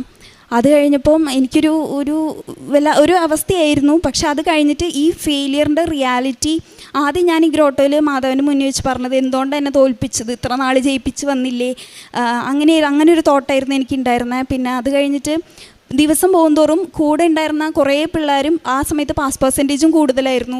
അപ്പോൾ കൂടെ ഉണ്ടായിരുന്ന പിള്ളേരൊക്കെ പാസ്സായി, കൂടെ പഠിച്ചിരുന്ന പിള്ളേരും കുറേ പേര് പാസ്സായി. അപ്പോൾ അവരുടെ ഫോട്ടോസും സ്റ്റേറ്റസും എല്ലാം കണ്ടു വരുമ്പോഴാണ് ഞാൻ എത്ര വലിയൊരു എക്സാമാണ് ഇവിടെ ഫെയിലായിട്ടുള്ളത്. ഇനി അടുത്ത് എഴുതണമെങ്കിൽ എനിക്ക് 6 മാസം വെയിറ്റ് ചെയ്യണം. അങ്ങനെ അപ്പം പോകും തോറും എല്ലാം ഭയങ്കര ലാഗായിക്കൊണ്ടിരിക്കുക. അപ്പം അത്രയും വലിയ എക്സാമിൻ്റെ ആ ഫെയിലിയറിൻ്റെ റിയാലിറ്റി എനിക്ക് മനസ്സിലാക്കി തുടങ്ങിയത് പിന്നെ കുറച്ചുള്ള ദിവസങ്ങളിലാണ്. പിന്നെ ഞാൻ അടുത്ത എക്സാമിന് വേണ്ടിയിട്ട് പ്രിപ്പയർ ചെയ്യാൻ വേണ്ടി തുടങ്ങി. അപ്പോൾ ഈ അടുത്ത എക്സാം വരുന്നത് ജൂലൈ ഒരു 26th ആയിട്ടായിരുന്നു. അത് കുറച്ച് കഴിഞ്ഞിട്ട് ഡേറ്റ് മനസ്സിലാവുക, പക്ഷേ ജൂലൈയിലാണ് എക്സാം. അപ്പോൾ അത് കഴിഞ്ഞിട്ട് ഞാൻ സെൽഫായിട്ട് പുതിയ പ്ലാറ്റ്ഫോം ഒന്നും എടുക്കാണ്ട് സെൽഫായിട്ട് പഠിക്കാൻ തുടങ്ങി. പക്ഷേ അതിൻ്റെ കൂട്ടത്തിൽ കഴിഞ്ഞ വട്ടത്തിനെ വെച്ച് അപേക്ഷിച്ച് നോക്കുമ്പോൾ ഉടമ്പടിയിൽ എനിക്ക് കുറച്ചും കൂടി ഇമ്പോർട്ടൻസ് ഞാൻ കൊടുത്തു. കറക്റ്റ് ടൈമിന് രാവിലെ യൂട്യൂബിൽ അച്ഛൻ്റെ പ്രാർത്ഥനയും വൈകിട്ടും പ്രാർത്ഥനയിൽ പങ്കെടുത്തു. പിന്നെ ബൈബിൾ വായിച്ചു. എന്നും കുടുംബ പ്രാർത്ഥന ഉണ്ടായിരുന്നു. എല്ലാ ദിവസവും കുർബാനയിൽ പങ്കെടുത്ത് കുർബാന, ആരാധന, നൊവേന എല്ലാത്തിലും പങ്കെടുത്തു. പിന്നെ പ്രേക്ഷിത പ്രവർത്തനങ്ങൾ ചെയ്തു. ഈ തവണ പത്രം കൊടുക്കാൻ എനിക്ക് ഭയങ്കര കോൺഫിഡൻസ് ഉള്ള പോലെയായിരുന്നു. എനിക്ക് ചമ്മലൊക്കെ മാറിപ്പോയി. അങ്ങനെ എല്ലാം കറക്റ്റായിട്ട് ഉടമ്പടിയിൽ നിന്നുകൊണ്ട് കൂടുതൽ എക്സാം പഠിത്തത്തിൻ്റെ കൂടെ തന്നെ എനിക്ക് പ്രാർത്ഥനയിൽ കുറച്ചുകൂടെ കഴിഞ്ഞ വട്ടത്തിനെക്കാട്ടും ഇമ്പോർട്ടൻസ് കൊടുക്കാൻ വേണ്ടിയിട്ട് നിന്നു. അത് കഴിഞ്ഞിട്ടാണ് എനിക്ക് പിന്നെ ഇവിടെ നമ്മുടെ എക്സാം വരുന്നത് ജൂലൈയിലാണ്. അപ്പോൾ എക്സാം എനിക്ക് എറണാകുളത്താണ് പിന്നെ സെൻറ്റർ കിട്ടിയത്. അപ്പോൾ എക്സാമിന് പോകുന്ന സമയത്ത് ഇങ്ങനെ അവിടെ നിന്നപ്പോഴും പ്രാർത്ഥനയിലും ഒക്കെ കറക്റ്റായിട്ട് ചെയ്തു. എന്നിട്ട് എക്സാമിന് പോയി കഴിഞ്ഞപ്പോൾ അവിടുത്തെ ആദ്യത്തെ സെക്ഷനിൽ കയറി കഴിഞ്ഞപ്പോഴാണ് ആദ്യത്തെ സെക്ഷൻ ഞാൻ ഇപ്പം മാതാവും കൂടെ ഉണ്ട്, പഠിച്ചിട്ടുമുണ്ട് കഴിഞ്ഞ വട്ടത്തിനെക്കാട്ടും എന്നുള്ള രീതിയിൽ എക്സാമിന് കയറി കഴിഞ്ഞപ്പോൾ ഫസ്റ്റ് സെക്ഷൻ കഴിഞ്ഞ തവണ എഴുതിയ എക്സാമിനെക്കാട്ടും ഭയങ്കര ബുദ്ധിമുട്ടായിരുന്നു. എന്താ ക്വസ്റ്റ്യൻസ് എന്ന് തന്നെ എനിക്ക് മനസ്സിലാവുന്നില്ല. ഞാൻ പഠിച്ച ക്വസ്റ്റ്യൻസ് വരാത്ത പോലെ തോന്നി. പഠിക്കാത്ത സബ്ജക്റ്റുകളിൽ നിന്നൊക്കെ കൂടുതൽ ക്വസ്റ്റ്യൻസ് വരുന്ന പോലെ തോന്നി. എനിക്കൊന്നും മനസ്സിലാവുന്നില്ല. എല്ലാ ഓപ്ഷനും എല്ലാം ഒരേപോലെ ഇരിക്കുക, 2 ഓപ്ഷനിലൊക്കെ ഡൗട്ട് വരിക, അങ്ങനെയൊക്കെയായിരുന്നു. ലാസ്റ്റ് അതിൻ്റെ കൂടെ സമയം കിട്ടുന്നുണ്ടായിരുന്നില്ല. മൊത്തത്തിൽ ആകെ ഒരു പെട്ട അവസ്ഥ പോലെയായിരുന്നു. ഫസ്റ്റ് സെക്ഷൻ കഴിഞ്ഞു. അത് കഴിഞ്ഞിട്ടും ഒരു ഇതുണ്ടായിരുന്നില്ല. പക്ഷേ എക്സാമിന് മുമ്പ് ഉള്ള എക്സാം തുടങ്ങുന്ന സമയത്തൊക്കെ എനിക്ക് പറ്റാവുന്ന രീതിയിൽ ഞാൻ വിശ്വാസപ്രമാണമൊക്കെ ചൊല്ലി. അത്രയും എത്ര എണ്ണം ചൊല്ലിയെന്നൊന്നും അറിയില്ല, അത്രയും ഞാൻ വിശ്വാസപ്രമാണം ചൊല്ലി. അത് കഴിഞ്ഞിട്ട് സെക്കൻഡ് സെക്ഷനിൽ നിന്നപ്പോൾ ഞാൻ വിചാരിച്ചു കഴിഞ്ഞ എക്സാമിൻ്റെ പോലെ തന്നെ സെക്കൻഡ് സെക്ഷൻ കുറച്ചുകൂടി എളുപ്പമായിരിക്കും, അപ്പോൾ നമുക്ക് അതിനകത്ത് എങ്ങനെയെങ്കിലും നോക്കാം എന്നുള്ള രീതിയിൽ ഞാൻ സെക്കൻഡ് സെക്ഷൻ അറ്റംപ്റ്റ് ചെയ്യാൻ സ്റ്റാർട്ട് ചെയ്തു. പക്ഷേ സെക്കൻഡ് സെക്ഷൻ എനിക്ക് ഫസ്റ്റത്തേനെക്കാട്ടും ഭയങ്കര ബുദ്ധിമുട്ടായിട്ടാണ് തോന്നിയത്. ഒന്നും കിട്ടുന്നില്ല. ലാസ്റ്റ് എക്സാം ഞാൻ വെറുതെ ഇങ്ങനെ ക്വസ്റ്റ്യൻസ് കുത്തിപ്പോവുമായിരുന്നു. കാരണം ടൈമും അതിനനുസരിച്ച് പൊയ്ക്കൊണ്ടിരിക്കുക. എനിക്ക് ആലോചിക്കാൻ സമയമില്ല, ഒന്നും ചെയ്യാൻ സമയമില്ല. അപ്പോൾ അങ്ങനെ ഞാൻ കുത്തിപ്പോയിക്കൊണ്ടിരിക്കുക. പക്ഷേ അത് കഴിഞ്ഞിട്ട് എക്സാം എല്ലാം കഴിഞ്ഞ് ലാസ്റ്റ് നമുക്ക് കുറച്ച് ടൈം എക്സാം കഴിഞ്ഞ് വെയിറ്റിംഗ് പീരീഡ് വന്നപ്പോൾ എൻ്റെ ഫ്രണ്ടിൽ ഞാൻ ഇരിക്കുന്നതിൻ്റെ ഏറ്റവും മുകളിലൊരു വലിയ വിൻഡോ ഉണ്ട്. അപ്പോൾ അവിടെ നിന്ന് കറക്റ്റ് നമുക്ക് ആകാശം ഇങ്ങനെ ക്ലിയർ ആയിട്ട് ഇങ്ങനെ കാണുന്ന ഒരു രീതിയിലാണ് എൻ്റെ സീറ്റ് വന്നിട്ടുണ്ടായിരുന്നത്. അപ്പോൾ ഞാൻ വിചാരിച്ചു മാധവ് ചിലപ്പോൾ മുകളിൽ നിന്ന് ഇങ്ങനെ നോക്കുന്നുണ്ടായിരിക്കും എന്നുള്ള രീതിയിൽ ഞാൻ ലാസ്റ്റ് അവിടെ ആകാശം നോക്കിയിട്ടൊക്കെയാണ് ഞാൻ ഫുൾ വിശ്വാസപ്രമാണം ഇങ്ങനെ ചൊല്ലിക്കൊണ്ട് തന്നെ ഇരിക്കുകയായിരുന്നു. ലാസ്റ്റ് എക്സാം കഴിഞ്ഞ് പുറത്തിറങ്ങി എല്ലാവർക്കും ടഫായിരുന്നു. അതിൻ്റെ കൂട്ടത്തിൽ ഞാനും തിരിച്ച് തൃശ്ശൂർക്ക് വീട്ടിലേക്ക് വരുന്ന സമയത്ത് ഞാൻ ഫോൺ നോക്കുമ്പോൾ ഈ ക്വസ്റ്റ്യൻസ് ഡിസ്കസ് ചെയ്യുന്ന കുറേ പിള്ളേരുടെ ഗ്രൂപ്പിലൊക്കെ ഉണ്ട്. അപ്പോൾ അവരൊക്കെ ഡിസ്കസ് ചെയ്യുമ്പോൾ ആദ്യത്തെ കുറച്ച് ക്വസ്റ്റ്യൻസൊക്കെ കറക്റ്റ് വന്നു. പിന്നെ അവർ പറയുന്ന ക്വസ്റ്റ്യൻസും ഞാൻ കുത്തിയ ക്വസ്റ്റ്യൻസൊക്കെ ഡിഫറെൻ്റ് ആണ്. അപ്പോൾ ഞാൻ ലാസ്റ്റ് ആലോചിച്ച് വന്നപ്പോൾ ചിലപ്പോൾ 100 ക്വസ്റ്റ്യൻ പോലും 150 പാസ് മാർക്ക് വേണ്ട സമയത്ത് 100 ക്വസ്റ്റ്യൻ പോലും ഞാൻ കറക്റ്റ് ആക്കിയിട്ടില്ല എന്ന് എനിക്ക് ഏകദേശം ഉറപ്പാക്കി. പിന്നെ എനിക്കത് ഗ്രൂപ്പൊക്കെ ഓപ്പൺ ചെയ്യാൻ ബുദ്ധിമുട്ടാണ്. പിന്നെ യൂട്യൂബിൽ ടീച്ചേഴ്സ് റീകോൾ ക്വസ്റ്റ്യൻസ് ഒക്കെ ഇടുമ്പോൾ അതൊക്കെ ഡിസ്കഷൻ കണ്ടിരിക്കാൻ എനിക്ക് പേടിയാണ്. അതുകൊണ്ട് അതൊന്നും ഞാൻ തുറന്നു നോക്കിയില്ല. അത് കഴിഞ്ഞിട്ട് ഞാൻ വന്നു ഇവിടെ ഉടമ്പടി പുതുക്കാൻ വേണ്ടിയിട്ട് വന്നിട്ടുണ്ടായിരുന്നു. അപ്പോൾ അവിടെ കൊടുത്തപ്പോൾ എനിക്ക് പുതുക്കിയിട്ട് നമ്മുടെ പ്രദക്ഷിണത്തിൽ എനിക്ക് മാതാവിനെയാണ് കിട്ടിയത്. അപ്പോൾ അത് കിട്ടിയപ്പോഴാണ് എനിക്ക് കുറച്ചൊരു ഹോപ്പ് ഉണ്ടായിരുന്നത്. അത് കഴിഞ്ഞിട്ട് പിന്നെ ഞാൻ എപ്പോഴാണ് റിസൾട്ട് വരെ കഴിഞ്ഞ വട്ടത്തെ പോലെ 7 ദിവസത്തിനുള്ളിൽ റിസൾട്ട് വരുമോ എന്നൊക്കെ വിചാരിച്ച് ഞാൻ പേടിച്ചിരിക്കുകയായിരുന്നു. പിന്നെ പക്ഷേ ആ ടൈമിൽ റിസൾട്ട് വരുന്ന അത്രയും ടൈമിൽ മുമ്പത്തേനെക്കാട്ടും കൂടുതൽ പ്രാർത്ഥനയിൽ ഞാൻ കുറച്ചും കൂടെ നന്നായിട്ട് ഇമ്പോർട്ടൻസ് കൊടുത്ത് എന്നും 1-2 തവണ എല്ലാം ചൊല്ലി. എല്ലാ ധ്യാനത്തിനകത്തും എല്ലാത്തിനകത്തും പ്രാർത്ഥന ഭയങ്കര കറക്റ്റായിട്ട് ചൊല്ലി. എല്ലാം കറക്റ്റ് ഉടമ്പടിയിൽ നിൽക്കുന്ന പോലെ തന്നെ നിന്നു. അത് കഴിഞ്ഞിട്ട് 17 ദിവസം കഴിഞ്ഞ് ഓഗസ്റ്റ് 13-നാണ് എനിക്ക് റിസൾട്ട് വരുന്നത്. അപ്പോൾ വീട്ടിൽ വെച്ചിട്ട് ഇരിക്കുമ്പോഴാണ് റിസൾട്ട് വരുന്നത്. അപ്പോൾ നോക്കാൻ ഭയങ്കര പേടിയായതുകൊണ്ട് ഞങ്ങൾ പള്ളിയിൽ പോയിട്ടാണ് നോക്കിയത്. മാതാവിൻ്റെ മുന്നിൽ വെച്ച് തന്നെയാണ് നോക്കിയത്. അപ്പം നോക്കിക്കഴിഞ്ഞപ്പോൾ ഞാൻ വിചാരിച്ചു ലാസ്റ്റ് എൻ്റെയും പാരൻസിൻ്റെ ഒക്കെ പ്രാർത്ഥന വെച്ചാൽ 150 എങ്ങനെയെങ്കിലും കിട്ടണം എന്നായിരുന്നു. കാരണം എനിക്കും ഏകദേശം ഉറപ്പായി എനിക്ക് പാസ്സാവില്ല എന്നുള്ള ഒരു ഉറപ്പിലാണ് ഞാൻ പോയത്. പക്ഷെ മാധവന് മുന്നിൽ വെച്ച് റിസൾട്ട് തുറന്നു നോക്കിയപ്പോൾ എനിക്ക് 155 മാർക്ക് തന്നു. 5 മാർക്ക് എനിക്ക് ഇതിനെക്കാട്ടും എക്സ്ട്രാ തന്നിട്ട് മാധവനെ സഹായിച്ചു. അപ്പോഴാണ് എനിക്ക് കാര്യം മനസ്സിലായതെന്ന് വെച്ച് കഴിഞ്ഞാൽ നമ്മൾ മുമ്പത്തെ ഞാൻ പറയുന്ന പോലെ ദൈവമല്ലേ കൂടെ നിന്നോളും മുന്നോട്ട് ഇനിയും കൊണ്ടുപോയിക്കോളും എന്നുള്ളൊരു തോട്ട് മാറ്റിയിട്ട് നമ്മൾ ദൈവത്തിൻ്റെ കൃപ കിട്ടാനും ദൈവത്തിൻ്റെ കൂടെ നമ്മൾ നിൽക്കണമെങ്കിൽ നമ്മൾ തന്നെ അതിനുള്ള എഫേർട്ട് നമ്മളെ സൈഡിൽ നിന്നും നന്നായിട്ട് ഇട്ടാൽ മാത്രമേ അങ്ങനെ ദൈവം ദൈവത്തിൻ്റെ കൂടെ നമുക്ക് നിൽക്കാൻ പറ്റുള്ളൂ, അങ്ങനെ ദൈവത്തിൻ്റെ കൃപ കിട്ടണമെങ്കിൽ അങ്ങനെ പറ്റുള്ളൂ എന്നുള്ള ഒരു വലിയ സ്റ്റേറ്റ്മെൻറ്റ് എനിക്ക് മനസ്സിലായി. മാതാവ് മനസ്സിലാക്കി തന്നു. അപ്പോൾ അതൊക്കെ കഴിഞ്ഞ് ആ റിസൾട്ട് വന്നപ്പോഴാണ് ഇത്രയും വലിയൊരു അച്ചീവ്മെൻറ്റാണ് ഞാൻ ചെയ്തത്. ഇനിയിപ്പോൾ ഇന്ത്യയിൽ ഡോക്ടറായിട്ട് എനിക്കൊരു സർട്ടിഫിക്കേഷൻ കിട്ടുക എന്നുള്ളത് അത്രയും വലിയ അച്ചീവ്മെൻറ്റാണ് എനിക്കിപ്പോൾ ജീവിതത്തിൽ നടന്നതെന്നുള്ളൊരു റിയാലിറ്റി എനിക്ക് മനസ്സിലാക്കി. അത് കഴിഞ്ഞിട്ട് ഇനിയിപ്പം എൻ്റെ കൂടെ ഇനി ഫ്യൂച്ചറിലും ഇനി ഞാൻ നോക്കാൻ പോകുന്ന പേഷ്യൻസിനും എൻ്റെ അടുത്ത് വരുന്ന ഞാൻ വർക്ക് ചെയ്യുന്ന സ്ഥാപനങ്ങളിലും അങ്ങനെ എൻ്റെ കൂടെ വർക്ക് ചെയ്യുന്ന എല്ലാവരും ഡോക്ടേഴ്സ് എല്ലാവർക്കും മാതാവിൻ്റെ ഈശോയുടെയും കൃപ കിട്ടാനൊക്കെ കൃപയും സഹായമൊക്കെ കിട്ടാൻ മാധ്യസ്ഥ അപേക്ഷയുണ്ട്. എൻ്റെ സാക്ഷി ഞാൻ പരിശുദ്ധ അമ്മയ്ക്ക് സമർപ്പിക്കുന്നു. ഇനിയിപ്പോൾ ഞാൻ ഡൽഹിയിലേക്ക് പോവുകയാണ്. ഒക്ടോബർ 13 എനിക്ക് പാസ് സർട്ടിഫിക്കറ്റ് വാങ്ങാൻ വേണ്ടി ഞാൻ ഡൽഹിയിൽ ഈ മാസം 13 പോവുകയാണ്. അപ്പോൾ എന്തിനും മാതാവിന് ഈശോയ്ക്കും പാസ്സാക്കി തന്നതിന് 1 കോടിക്കണക്കിന് നന്ദി പറയും. പ്രേക്ഷിത പ്രവർത്തനമായിട്ട് ഞാൻ എന്നും അച്ഛൻ്റെ ധ്യാനം, പിന്നെ സാക്ഷ്യങ്ങൾ കുറേ കേട്ടിരുന്നു. പിന്നെ ഇവിടുത്തെ കൃപാസനം പേപ്പർ ഞാൻ കുറേ പേർക്ക് വിതരണം ചെയ്തു. പിന്നെ കുറേ അനാഥാലയങ്ങളിലൊക്കെ ഫുഡൊക്കെ കൊടുത്തു. പിന്നെ എൻ്റെ അടുത്ത് സഹായം ചോദിച്ചു വരുന്ന ആൾക്കാർക്ക് എനിക്ക് ചെയ്യാൻ പറ്റുന്ന അത്രയും സഹായം ഞാൻ ചെയ്യാൻ ശ്രമിച്ചിട്ടുണ്ട്. ഉടമ്പടി വന്നപ്പം ഇപ്പോൾ എനിക്ക് കുറച്ചും കൂടെ ജീവിതത്തിൽ കുറച്ചും കൂടി കറക്റ്റ് ടൈമിനനുസരിച്ച് രാവിലെ അത്രയും നമ്മൾ കറക്റ്റ് പ്രാർത്ഥനയിൽ നിൽക്കണം. പിന്നെ സ്വഭാവത്തിലും കുറച്ചൊക്കെ മാറ്റങ്ങൾ വന്നിട്ടുണ്ട്. പിന്നെ കുറച്ചുകൂടി പ്രാർത്ഥന, ഞാൻ ഇതുവരെ ആ ഒരു ഇങ്ങനെ ദൈവം നമ്മളെ കൊണ്ടുപോകും അങ്ങനെയുള്ളൊരു സിമ്പിൾ ആ ഒരു സ്റ്റേറ്റ്മെൻറ്റിലാണ് ഞാൻ നിന്നുകൊണ്ടിരുന്നത്. പക്ഷേ കുറച്ചുകൂടി നമ്മൾ പ്രാർത്ഥനയിലേക്ക് എനിക്ക് കുറച്ചും കൂടി ഇമ്പോർട്ടൻസും അതിനകത്തേക്ക് എനിക്ക് വരാൻ പറ്റിയത് ഇവിടെ നിന്ന് കൃപാസനത്തിൽ നിന്ന് ഉടമ്പടി എടുത്തുകൊണ്ട് മാത്രമാണ്. ദൈവത്തിന് നന്ദി, അത്ഭുത മാതാവിന് വലിയ നന്ദി. ഇവള് പാസ്സായത് എല്ലാവർക്കും സന്തോഷമാണ്, ഭയങ്കര സന്തോഷം. പക്ഷേ ഇവളെ പാസ്സായ ആ ദിവസങ്ങളുടെ കാര്യം, ഞങ്ങളുടെ കുടുംബത്തിൻ്റെതായ കുറച്ച് കാര്യങ്ങളാണ് ഞാൻ ഉദ്ദേശിക്കുന്നത്. വേറൊന്നുമില്ല, ശരിക്കും നന്നായി പഠിച്ചിട്ടാണ് അവൾ പരീക്ഷയ്ക്ക് പോയത്. പിന്നെ ഈ പ്രാവശ്യത്തെ പരീക്ഷയ്ക്ക് തീർച്ചയായിട്ടും കൃപാസന മാതാവിൻ്റെ അടുത്തുള്ള ബന്ധം അവൾക്ക് അത്രമാത്രം സഹായം ഉണ്ടാവുന്നു. ശരിക്കും പറഞ്ഞൊരു തുള്ളിച്ചാടി കോൺഫിഡൻസിൽ തന്നെയാണ് അവൾ പരീക്ഷ എഴുതാൻ പോയത്. പരീക്ഷ ഹാളിൽ എഴുതിയപ്പോൾ കാര്യം പറഞ്ഞല്ലോ, ടോട്ടലി ബ്ലാങ്ക് ആവുമായിരുന്നു. ബ്ലാങ്ക് ആവുകയെന്ന് പറഞ്ഞു കഴിഞ്ഞാൽ ഒന്നും മനസ്സിലാവാത്ത തരത്തിൽ മാറുകയാണ്. പരീക്ഷ കഴിഞ്ഞ് വന്നിട്ട് കൊച്ച് വല്ലാണ്ട് കരഞ്ഞിട്ടൊക്കെയാണ്. പക്ഷേ അപ്പം എനിക്ക് മനസ്സിലായി, അത് ഒരു 300-ഓളം ക്വസ്റ്റ്യനാണ് ഇവർക്കുള്ളത്. ആ 300 ക്വസ്റ്റ്യനിൽ ഒരു ക്വസ്റ്റ്യൻ പോലും ശരിക്കും റിവൈസ് ചെയ്ത് ഓർത്തെടുക്കാൻ പറ്റാത്ത തരത്തിൽ ആ ശക്തി മാറിപ്പോയായിരുന്നു. അപ്പോൾ അത്രയും എന്താ പറയുക, നമ്മൾക്ക് നമ്മുടെ പക്ഷത്തു നിന്നുള്ള, നമുക്ക് എല്ലാവർക്കും ഉണ്ടല്ലോ നമ്മുടെ ഭാഗത്തു നിന്നുള്ള ഒരു കഴിവിൻ്റെ ഒരു ഇൻപുട്ട്, അത് 100% നമ്മുടെ പക്ഷത്തു ഒന്നുമില്ല. ഇനി എന്തെങ്കിലും ജയിക്കുകയാണെങ്കിൽ തീർച്ചയായിട്ടും മാതാവ് എന്നെ സഹായിക്കണം എന്നുള്ള ഉറച്ച ഒരു സിറ്റുവേഷനാണ് ഞങ്ങളുടെ വീട്ടിൽ വന്നത്. അപ്പോൾ അത് ആ പരീക്ഷ കഴിഞ്ഞിട്ടുള്ള ഒരു 17 ദിവസം കഴിഞ്ഞിട്ടാണ് റിസൾട്ട് വരുന്നത്. ഞങ്ങളുടെ കുടുംബത്ത് ഞങ്ങളുടെ ആ ദൈവത്തിനെ ഞങ്ങൾ മുറുക്കി പിടിക്കുക തന്നെയായിരുന്നു, ഒരു സെക്കൻഡ് പോലും വിടാതെ. അത്രയും തീവ്രമായിട്ട് ഞാൻ നിങ്ങളോട് ഓർത്ത് പറയുകയാണ്, നിങ്ങൾക്ക് എല്ലാവർക്കും ആവശ്യങ്ങളുണ്ടായിരിക്കും. നിങ്ങൾ ഉറച്ചു പിടിച്ചോ, ഉറപ്പായിട്ടും നിങ്ങളെ വിട്ടുകളയില്ല. ദൈവം നിങ്ങളെ എത്ര നടക്കില്ല എന്ന് വിചാരിക്കുന്ന കാര്യം പോലും നിങ്ങൾക്ക് നടത്തി തരും. ഈ ഉടമ്പടി എന്ന് പറഞ്ഞ സാധനം എല്ലാവരും പ്രാർത്ഥിക്കുന്നവരാണ്. പക്ഷേ ഉടമ്പടിയിലനുസരിച്ച് പ്രാർത്ഥിക്കുന്നവൻ, ഞാൻ ഒരിക്കൽ കൂടി പറയട്ടെ, ഉടമ്പടി അനുസരിക്കുന്നവൻ തീർച്ചയായിട്ടും അതിൻ്റെ റിസൾട്ട് ഉണ്ടാക്കിയിരിക്കും. യാതൊരു അതാണ് നമ്മുടെ സാധാരണ പ്രാർത്ഥനയും ഉടമ്പടി എടുത്തുള്ള പ്രാർത്ഥനയും നമ്മൾ വ്യത്യാസം. നമുക്ക് എപ്പോഴും നന്മ ചെയ്യാനുള്ള കാര്യങ്ങൾ ഓർമ്മ വരും, എന്തൊക്കെ ചെയ്യണം, നമുക്ക് എന്തൊക്കെ ചെയ്യണ്ടേ എന്നുള്ള കാര്യങ്ങൾ അപ്പോൾ ഓർമ്മിപ്പിച്ച് തരുന്നൊരു പരിപാടിയാണ് ഈ ഉടമ്പടി എന്ന് പറഞ്ഞ സാധനം. നിങ്ങൾ ഉറച്ചു നിൽക്കുക. പിന്നെ അതുപോലെ തന്നെ ഞാൻ ഈ ഉടമ്പടിയായിട്ട് ബന്ധപ്പെട്ടിട്ട് ഞാൻ കുറച്ച് നല്ല കാര്യങ്ങൾ ചെയ്യാമെന്ന് പറഞ്ഞു. എൻ്റെ കൂട്ടുകാരത്തി ഒരു പെൺകുട്ടിയോട് അവളോട് ഞാൻ പറഞ്ഞു ഞാനിത് മോള് പാസ്സായി കഴിഞ്ഞാൽ ഇന്നതൊക്കെ ചെയ്യാം എന്നൊക്കെ പറഞ്ഞിട്ട് കുറേ കാര്യങ്ങൾ പറഞ്ഞു. അപ്പോൾ അവൾ പറഞ്ഞൊരു കാര്യമാണ്, മോള് പാസ്സാവുന്നത് നിങ്ങൾക്ക് ഉറപ്പാണോ, മാതാവിൻ്റെ സഹായം ഉണ്ടെങ്കിൽ എന്ന് ചോദിച്ചു. അപ്പോൾ പറഞ്ഞു ഉറപ്പായിട്ടും പാസ്സാവുമെന്ന് പറഞ്ഞു. അപ്പോൾ അങ്ങനെയാണെങ്കിൽ പിന്നെ നീ എന്തിനാ ഇത് കഴിഞ്ഞിട്ട് ചെയ്യാൻ നിൽക്കണേ, നിനക്ക് ഇപ്പം തന്നെ ചെയ്തു തുടങ്ങിക്കൂടെ, നീ ചെയ്യാൻ ഉദ്ദേശിക്കുന്ന കാര്യങ്ങളൊക്കെ നിനക്ക് ഇപ്പം തന്നെ ചെയ്തു തുടങ്ങി തുടങ്ങി. അപ്പോൾ അത് എനിക്കൊരു പ്രത്യേക ഒരു അറിവായി. അപ്പോൾ സത്യം പറയില്ല, ആ നിമിഷം തൊട്ട് ഞാൻ ഇവൾ ജയിച്ചാൽ ചെയ്യേണ്ട കാര്യങ്ങളൊക്കെ ഞാൻ ഈ റെസ്റ്റോറൻറ്റും കാര്യങ്ങളൊക്കെ നടത്തുന്ന ഒരാളാണ്.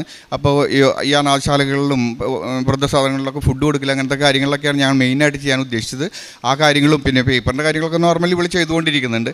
അപ്പോൾ അതൊക്കെ ചെയ്യാൻ നോക്കി. അത് എനിക്ക് ഭയങ്കര, ശരിക്കും പറഞ്ഞാൽ ഇവളൊരു 5 മാർക്ക് ഡിഫറൻസിലാണ് പാസ്സായിട്ടുള്ളത്. അപ്പോൾ ഇങ്ങനെ ഈ ഒരു മുതൽക്കൂട്ടുകൾ നമ്മൾ ചെയ്തു കൊടുക്കുന്ന ഓരോ സാഹചര്യങ്ങൾ കൂടി അത് എത്രമാത്രം അതിലേക്ക് ദൈവം കരുതലാക്കി. അപ്പോൾ എല്ലാവരും നമ്മൾ എന്തൊക്കെ ചെയ്യാൻ ഉദ്ദേശിക്കുന്നത് ദൈവത്തിനോട് ചെയ്യാതിരിക്കുക, അത് ഒരു സമയത്തിന് വേണ്ടി കാത്തു നിൽക്കേണ്ട, നിങ്ങൾ ചെയ്തു തുടങ്ങിക്കോളൂ. പിന്നെ ചില ആൾക്കാർ ഞങ്ങളുടെ പുത്തമ്പള്ളിയിലടക്കം ഈ നമ്മുടെ കൃപാസനം പേപ്പർ കൊടുക്കാനൊക്കെ ചില ആൾക്കാർക്ക് താല്പര്യക്കുറവുണ്ട്, അവിടുത്തെ നടത്തിപ്പുകാർക്കൊക്കെ അത് നമ്മൾ കാണുന്നുണ്ട്. പക്ഷേ അങ്ങനെയുള്ള ആൾക്കാർ ഞാൻ അവിടെയും പറയുന്നത് ഇവിടെയും പറയുന്നത്, അങ്ങനെ ആരെങ്കിലും നിങ്ങളുടെ കൂട്ടത്തിൽ ആരെങ്കിലും പറയും ഒരു ദിവസമെങ്കിലും നിങ്ങൾ ഇവിടെ വന്നിട്ട് ഇവിടെ ഉടമ്പടിയായിട്ട് ബന്ധപ്പെട്ടൊന്ന് കണക്റ്റ് ആയിട്ട് ഒരു ദിവസം ഇവിടുത്തെ ഒരു ജീവിതം ഒന്ന് അനുഭവിക്കുക. എന്നിട്ട് നിങ്ങൾക്ക് അങ്ങനെ തോന്നുന്നുണ്ടെങ്കിൽ നിങ്ങളത് തടയേ എന്ത് വേണം ചെയ്തു എന്നുള്ളതാണ് എനിക്ക് പറയാനുള്ളത്. പിന്നെ മോളുടെ കൂട്ടുകാർ പറഞ്ഞു, മോളുടെ കൂട്ടുകാരിയുണ്ട്, പല്ലവി എന്നാണ് പേര്. അവളും ഈ കൃപാസനത്തിൽ വന്നിട്ട് ഇതെടുത്ത് ഉടമ്പടി എടുത്തുള്ള കൊച്ചാണ്. അപ്പോൾ അവളുടെ പരീക്ഷ സമയത്തുള്ളൊരു എക്സ്പീരിയൻസ്, അവളിങ്ങനെ ഉപ്പ് വിതറിക്കൊണ്ടിരിക്കുന്ന സമയത്ത് അവിടുത്തെ എക്സാം മോണിറ്റർ ചെയ്യണ ഭയങ്കര സ്ട്രിക്റ്റാണ്, നിങ്ങൾക്കറിയാമല്ലോ, MBBS എക്സാമാണ്. അപ്പോൾ മോണിറ്റർ ചെയ്യുന്ന ആൾ പറഞ്ഞു, ഉപ്പ് വിതരണം കണ്ടപ്പോൾ ഒരു പൊടി വിതരണം കണ്ടപ്പോൾ കൃപാസനാണല്ലേ, ആയിക്കോട്ടെ ഇവിടെ എല്ലാവരും ചെയ്യുന്നുണ്ടെന്ന് പറഞ്ഞു. അതുപോലെ തന്നെ അവളുടെ കാശ് രൂപം ഉണ്ടായിരുന്നു, ആ കാശ് രൂപം കൈപ്പിടിക്കാൻ പറ്റില്ല എന്ന് പറഞ്ഞപ്പോൾ പുറത്തുകൊണ്ട് ഇടാൻ പോയപ്പോൾ ആ ട്രേയിൽ കിടക്കുന്നത് മുഴുവൻ കൃപാസന മാതാവിൻ്റെ ലോക്കറ്റുകളാണ്. അത് ഒക്കെ സത്യം പറഞ്ഞാൽ നമുക്ക് ഈ ദൈവത്തിൻ്റെ മഹത്വം ഇങ്ങനെ മാതാവിനെ അത് സ്പ്രെഡായി പോകുന്നതിൻ്റെ നമുക്ക് നോക്കി നിൽക്കുന്ന സാക്ഷ്യങ്ങളാണ്. പിന്നെ ഒരു കാര്യം കൂടി പറഞ്ഞോട്ടെ, ഈ ദൈവത്തിനോട് നമ്മൾ പ്രാർത്ഥിക്കാം. നമ്മൾ പ്രാർത്ഥിച്ചു കഴിയുമ്പോൾ നമുക്ക് എല്ലാവർക്കും ഉണ്ട് പ്രാർത്ഥനകൾ, പക്ഷേ നമുക്കൊരു ഡൗട്ടുണ്ട്, ഇത് നടക്കുമോ 1% ഡൗട്ട് ചെയ്യാത്ത ഒരാളും നമ്മുടെ കൂട്ടത്തിൽ ഉണ്ടാവില്ല. പക്ഷേ ഇത് കിട്ടിക്കഴിയുമ്പോൾ, നമ്മൾ പാസ്സായി കഴിയുമ്പോൾ, അല്ലെങ്കിൽ നമ്മൾ ലക്ഷ്യം കെട്ടിക്കഴിയുമ്പോൾ ദൈവം നമ്മുടെ കൂടെ ആയിരിക്കും ഉണ്ട് എന്നുള്ളൊരു ബോധ്യത്തിൽ നമ്മുടെ ജീവിതം ഉണ്ടല്ലോ, അത് ഭയങ്കരമായിട്ടുള്ള ഒരു പക്ഷേ ഈ അച്ഛന്മാരൊക്കെ അനുഭവിക്കുന്നതായിരിക്കും. നമുക്ക് അത്രയും ദൈവമായിട്ടുള്ളൊരു സ്നേഹം, നമ്മളൊരു വെള്ളത്തിൽ പൊങ്ങിക്കിടക്കുന്ന ഒരു സാധനത്തിനെ പോലെ കാണുന്നവരുടെ അടുത്തും ഒക്കെ നമുക്കിത് പറയാനുള്ളൊരു അവസരം, ഇതൊക്കെ നമുക്ക് ഈ കൃപാസന മാതം തന്നിട്ടുള്ള അനുഗ്രഹമാണ്. പിന്നെ എൻ്റെ ഒരു ചെറിയൊരു ആഗ്രഹം കൂടി ഞാൻ പറയാൻ ആഗ്രഹിക്കുകയാണ്. ഇപ്പോൾ കഴിഞ്ഞ ഫെബ്രുവരിയിലൊക്കെ ഒരു പയ്യൻ 3 പ്രാവശ്യമൊക്കെ FMG പരീക്ഷ പാസ്സായി തോറ്റിട്ട് എഴുതി പാസ്സായിട്ട് കരഞ്ഞൊക്കെ അനുഭവം പറഞ്ഞു, നിങ്ങൾ പലരും കേട്ടിട്ടുണ്ടായിരിക്കും, ഞങ്ങൾ ഒരുപാട് കേട്ടിട്ടുണ്ട്. അപ്പോൾ ഇങ്ങനെ ഒരുപാട് ഈ മാതാവിൻ്റെ അനുഗ്രഹം കൊണ്ട് നേടിയിട്ടുള്ള ഒരുപാട് പേരുണ്ട് നമ്മുടെ കൂടെ. അപ്പോൾ ഇപ്പോൾ മോളുടെ ഞാനൊരു പറയുകയാണെന്ന് വെച്ചാൽ എല്ലാ ഡിസ്ട്രിക്റ്റിലും കൃപാസന മാതാവിൻ്റെ പേരിൽ ഒരു ചെറിയൊരു ക്ലിനിക്ക്, പാവങ്ങൾക്ക് ഫ്രീ ആയിട്ട് ചികിത്സ കൊടുക്കാൻ പറ്റുന്ന ക്ലിനിക്ക്, ഇങ്ങനത്തെ കുട്ടികളുടെയൊക്കെ പേര് സമാഹരിച്ചിട്ട് അങ്ങനത്തെ ഒരു കാര്യത്തിലേക്കൊക്കെ വെക്കാൻ പറ്റിയാൽ എൻ്റെ മോള് അതിൻ്റെ കൂടെ ഉണ്ടാവും. അതുപോലെ ഏത് തരത്തിലുള്ള അനുഗ്രഹം കിട്ടുന്നോ അവർക്ക് എന്താണ് ചെയ്യാൻ പറ്റുക കൃപാസന മാതാവിൻ്റെ പേരിൽ അതൊക്കെ നടപ്പിൽ വരുത്തുക. ഇത് എൻ്റെ ഭാവിയിലത്തെ വലിയൊരു ആഗ്രഹമാണ്. എല്ലാവർക്കും ഞാൻ നീട്ടി പറയുന്നില്ല. നന്ദി, മുറുക്കെ പിടിച്ചോ, ദൈവം ഒരിക്കലും